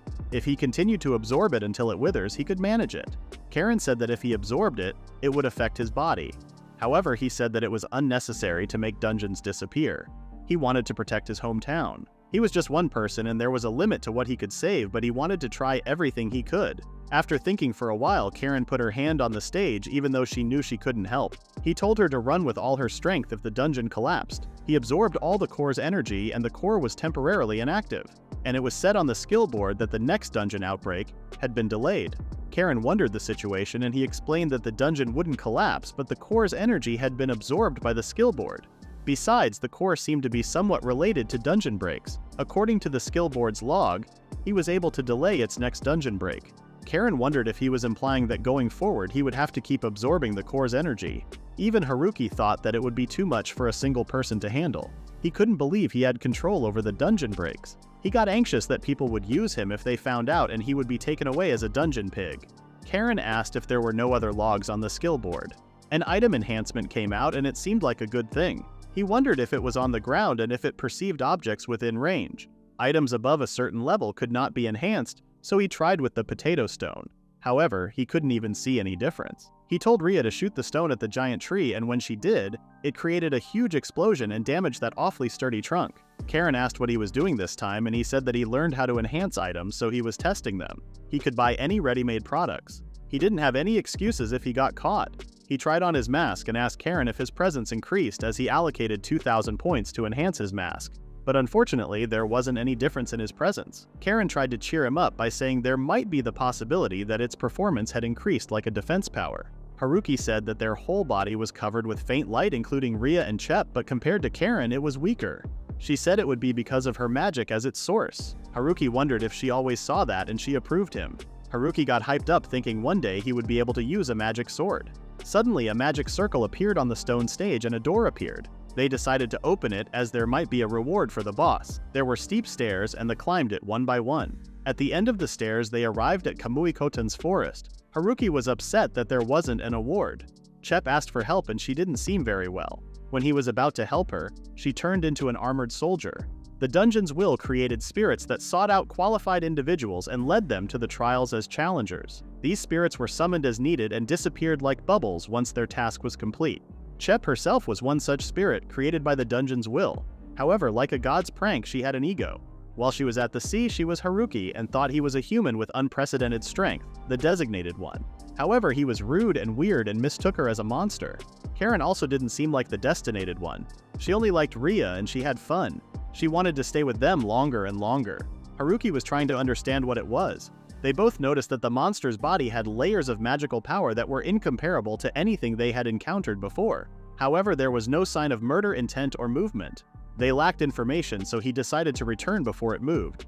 He told Chep that they were leaving, but then another magic circle appeared and the monster's sword came. The monster made a sudden attack that he couldn't even see, but fortunately his reflexes were stronger. Ria and Esta attacked it, but the monster was too strong for them to handle. Haruki also attacked it with almost all his power, but it was helpless. Even Ria's upgraded potato stones couldn't get through. Unlike the other monsters, this one was different, and it indeed came to crush them. Karen said that while she was distracting the monster with her lightning power, they should retreat. However, Haruki's body collapsed and he noticed that he wasn't fully recovered. Karen was having a hard time fighting with the monster and she fainted at some point. Haruki was desperately trying to move his body to save Karen and the others, but he couldn't. The monster was about to crush his head when Esta shielded herself to save him. Ria also helped, but it was pointless. His body wasn't moving and this one was on a different level. He expressed his frustration and discontent with his unfortunate circumstances by cursing. Haruki didn't want to lose and save everyone around him, so he pulled himself together and used his last strengths to dodge the monster's attacks. He was lucky enough to get out of the way in time, but now they had to think about something that would help him. He wondered if that was also part of the dungeon. Long ago, an evil god had arrived at Kamui-Kotan and he had sunk the Inus, who went both up and down the stream of the river. In order to subdue the evil god, Samaikuru took a stand. Samtashkuru and the Inus, who resided in Kamui-Kotan, along with other spirits, joined forces to defeat the evil god that had threatened that place. Since then, the Ainu started to offer them the best salmon they could fish out of the river to thank the gods. That was the legend of Kamui-Kotan. Haruki now understood that it was a derivative quest. The battle in Kamui Rock wasn't over. The site where the fierce battle between Samaikuru and the evil god once took place. Chep was an offering to God and she was meant to control the progress of that request. If the Black Knight was a proxy of the evil god, they were Samaikuru's. He checked the skill board and he was right. That was in the dungeon. The monster attacked him again and since he wasn't fully recovered, he fell on the ground. He couldn't move the way he wanted and he was the only one who left, which means he can't fall there. The monster was making attacks on attacks and he was barely getting away. He asked Ria if she was okay, and even though she didn't seem like it, she didn't say anything. Esta's body was cracked and she was still acting like she could help. Haruki, Ria, and Esta used their last powers to defeat the monster, but it was so tough that it didn't affect him at all. When the Black Knight attacked him with his sword again, Esta saved Haruki. He told her to not overdo it as she was his important friend. Haruki was trying to come up with ideas to defeat their opponent. He eventually had an idea and instructed Ria to aim for the opponent's body while he would attack his head. Haruki had noticed that their opponent had been responding more to Ria's attacks with a potato than to his actual attacks. During their fight, Haruki instructed Ria to attack the opponent's head with full force. Haruki then used his speed to distract their opponent while Ria was in the middle of the intensive attack. The attacks did not work at first, but when they attacked together simultaneously, it seemed that they were able to damage their opponent. However, Haruki and Ria's strengths had limits and they were getting weaker. Karen appeared and joined the fight, injuring their opponent as payback. Haruki was overjoyed and surprised to see Karen alive. Karen slowly opened her eyes, the sharp clash of swords echoing in her ears.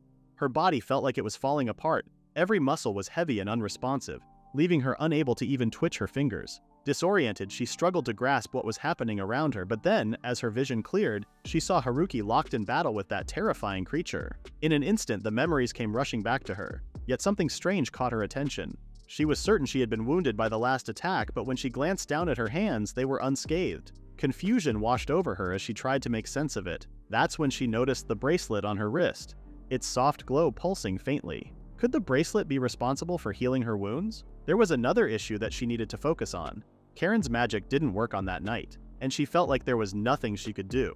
She started gasping and shaking to figure something out to help Haruki. She recalled what Akane said to her. Her role was to control the situation from behind. In order to get out of any disadvantageous situations, she must carefully take control from a distance. In other words, she could take control of the battle situation.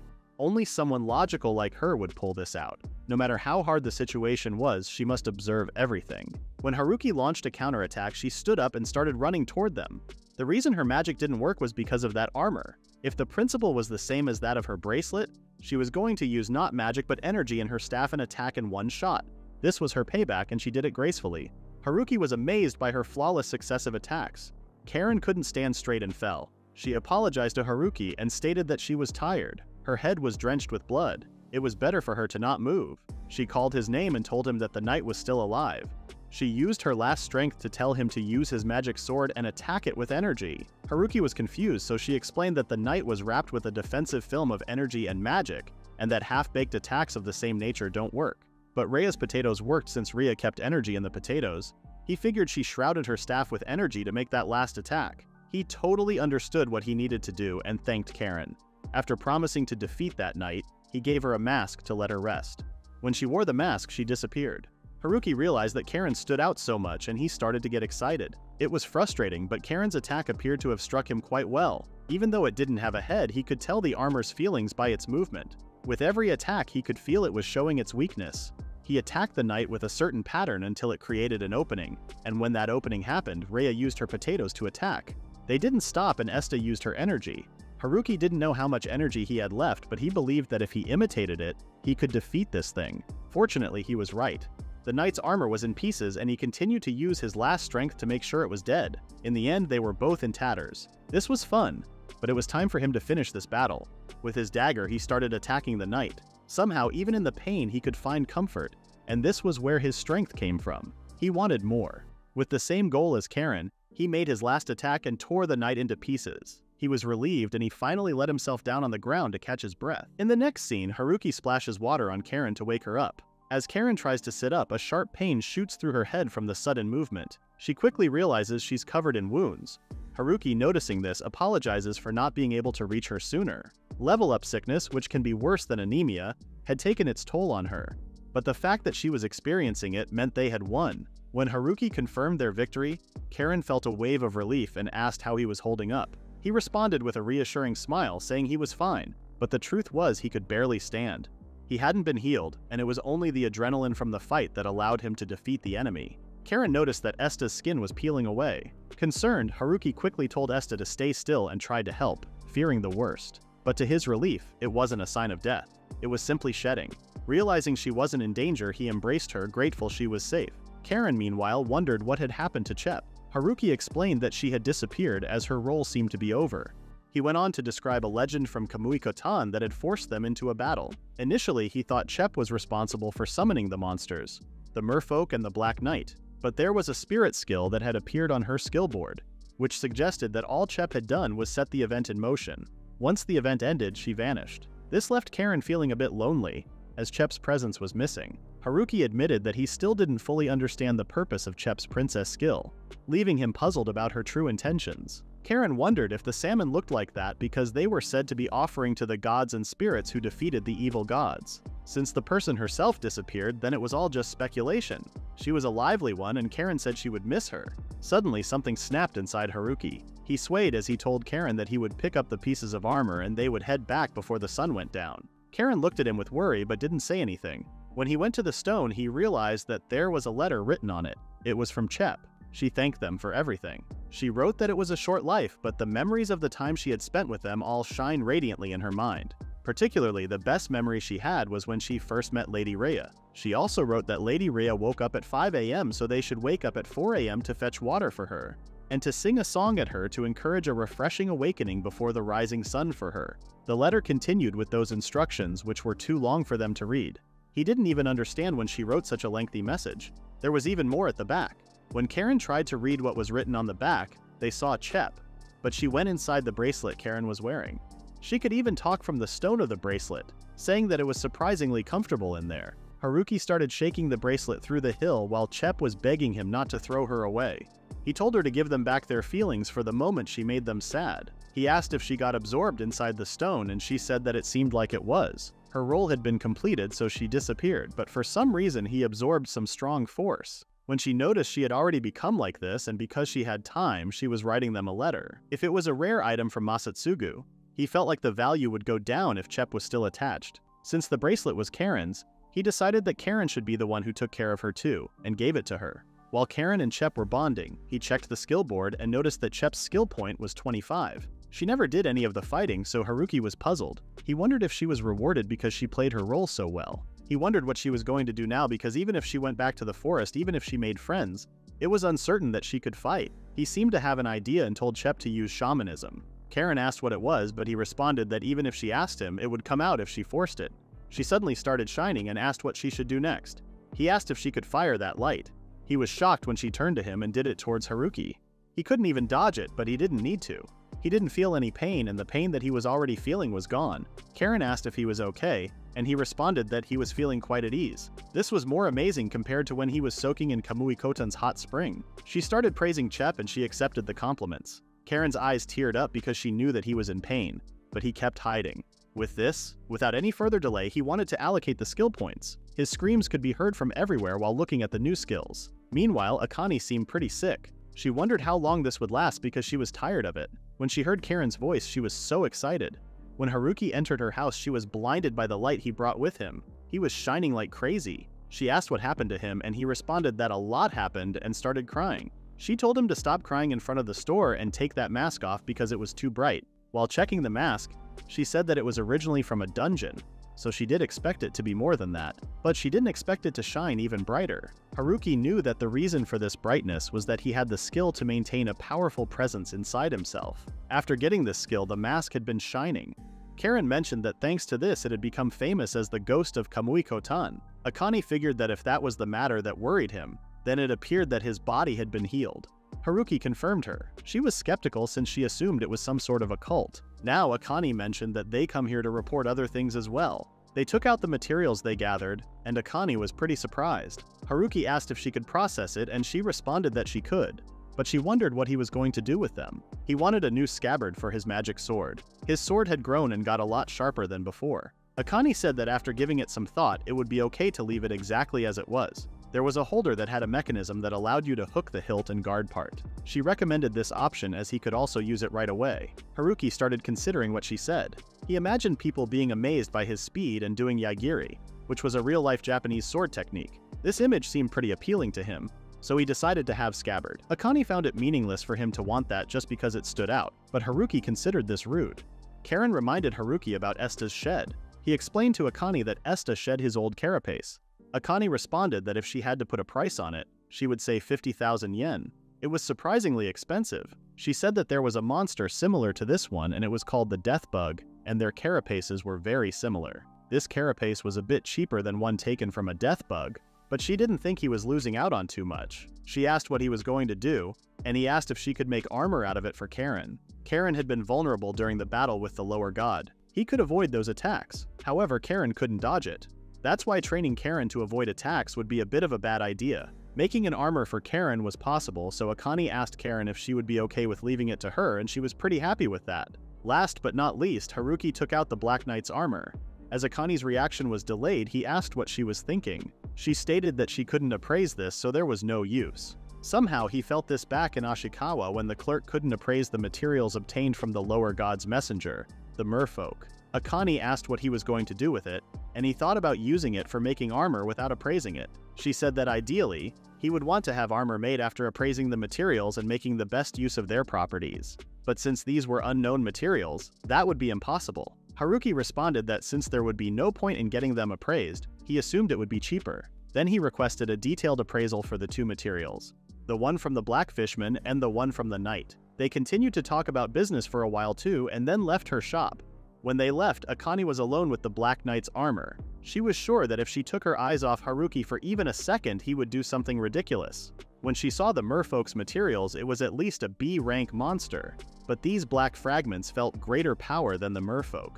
She figured that probably they were as strong as monsters found in the 35th or 40th floor of a dungeon. She didn't want to make enemies with him because he would become a really strong opponent for sure. She was sure he must be crushed without being able to fully demonstrate his performance. Or possibly he would be one way or another pleased, saying something like he had a stronger presence now. She couldn't stop laughing because Haruki, who could obtain the finest materials, was like a goose that laid golden eggs, and she was the strong-armed clerk whom he had a connection with. She was sure her name and fame would roar all over Japan from now on. She could keep rising, and finally, she wouldn't be doing this job anymore. That night, Haruki dreamed of a golden egg and Akane dancing on top of a huge frying pan. In the next scene, Karen, Haruki, and Akane are gathered, and she is grilling sweet potatoes.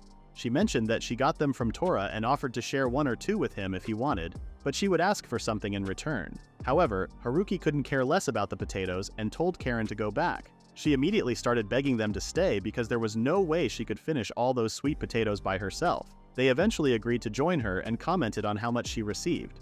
She said that when sharing the portion of the profit with others, the returns were 100 times more. Surprisingly, it tasted pretty good. It was fresh. Unlike potatoes that were left to ferment, it also goes well with butter. While they were eating, Akane asked Haruki if his schedule was free for the next month or so. He responded that he didn't have plans. She informed him that she received a somewhat special request. When he asked what kind, he did not expect her to say the recapture of Okushiri Island.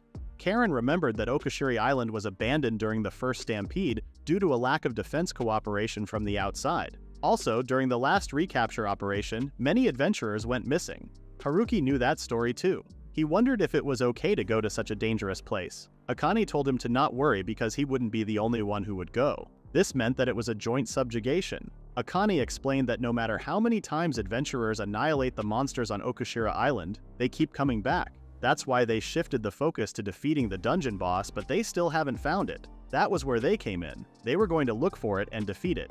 And this time some amazing company was going to participate.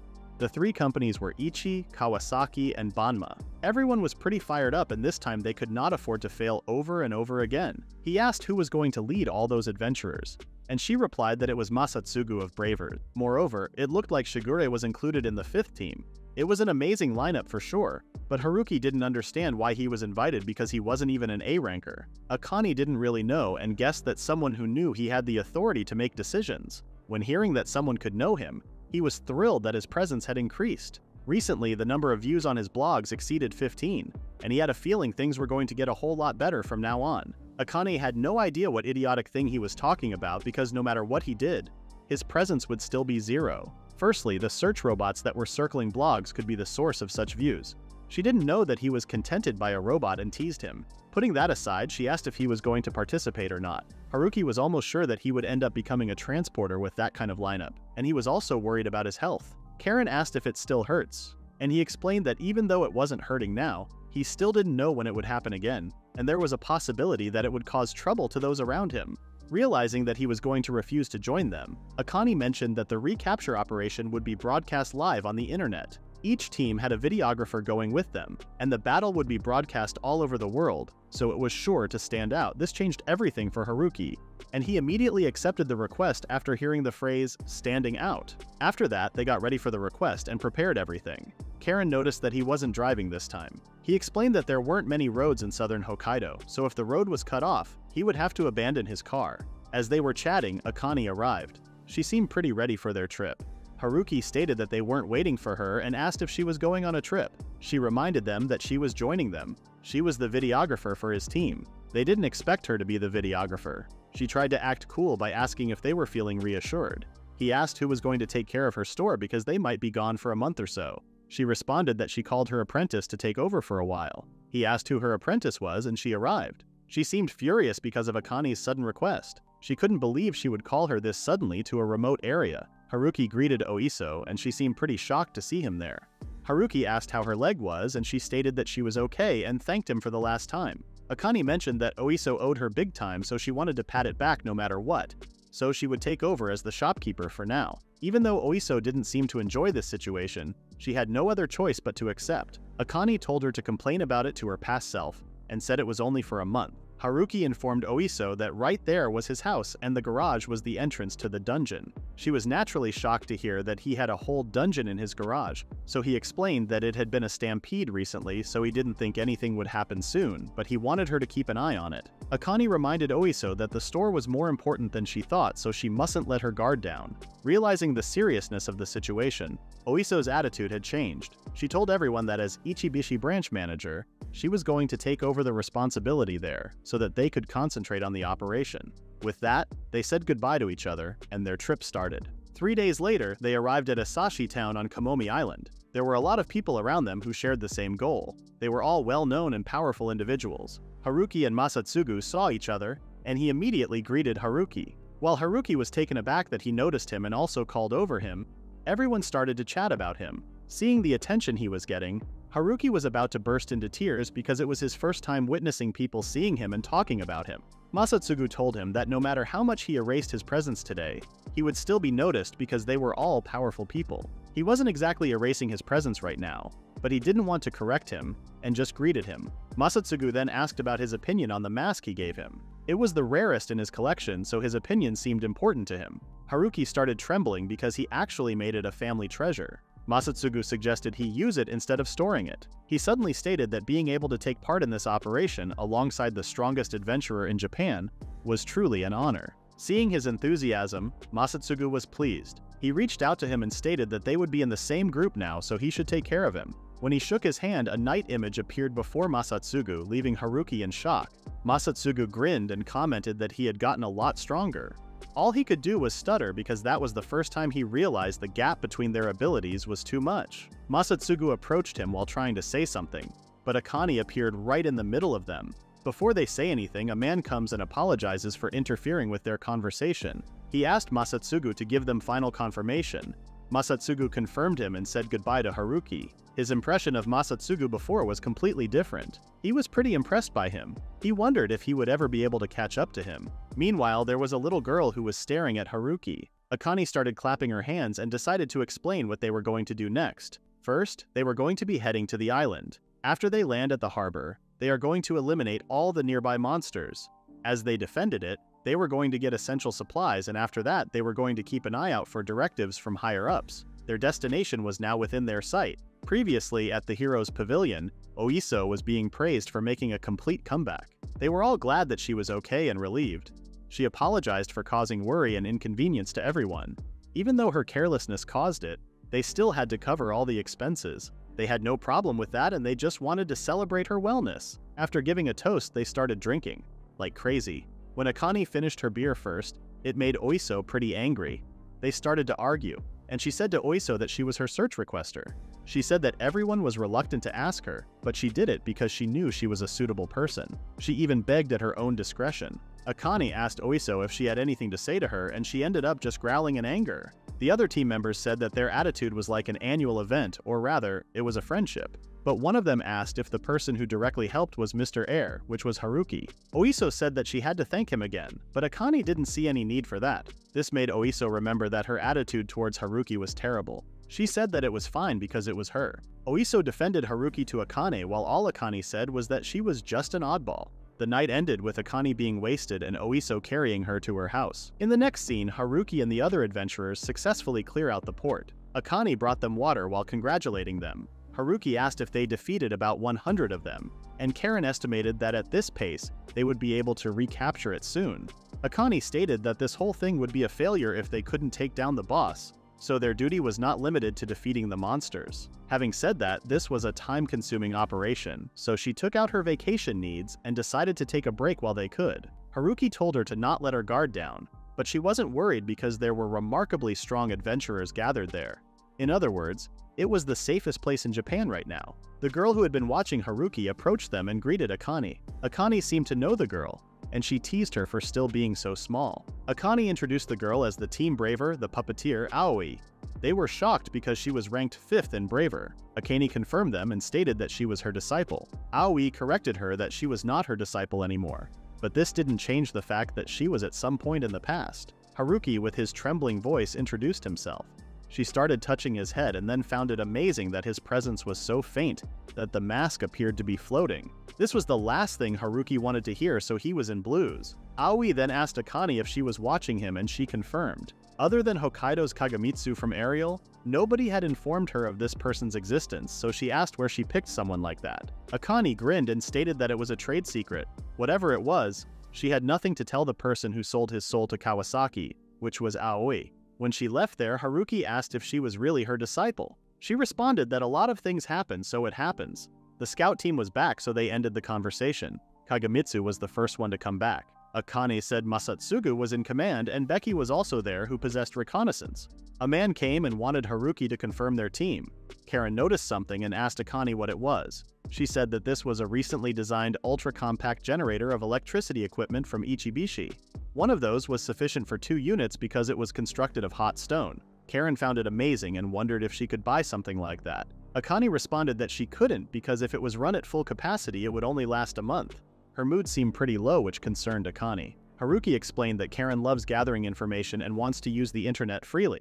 Masatsugu called everyone and started his speech. He said that he wanted everyone to put an end to the monster outflow that had been occurring on this island since the first stampede. To achieve that, one of their main objectives was to locate and conquer the boss. The second thing he said was that Team Braver oversaw the defense of the baseport. The smaller fry they kill, the more likely it is that they will emerge from the dungeon. However, he asked them to keep in mind their initial objective and not get sidetracked by small fry. Since there were common people here, he implored them to keep in mind the role of adventurers, which was to shield the common people from the dangers that surround dungeons. They were also putting their lives in danger for this mission, and as an adventurer, he could never afford to lose those common people. That was why he sent a total of 4 teams, the Bravers, to their defense and recommended this choice to achieve outcomes. Back to the main topic, the area of this island was equivalent to Kawasaki City in Kanagawa Prefecture. Finding a single boss amid dozens of monsters was difficult, but with those who excelled at exploration, he believed that the operation would be successful.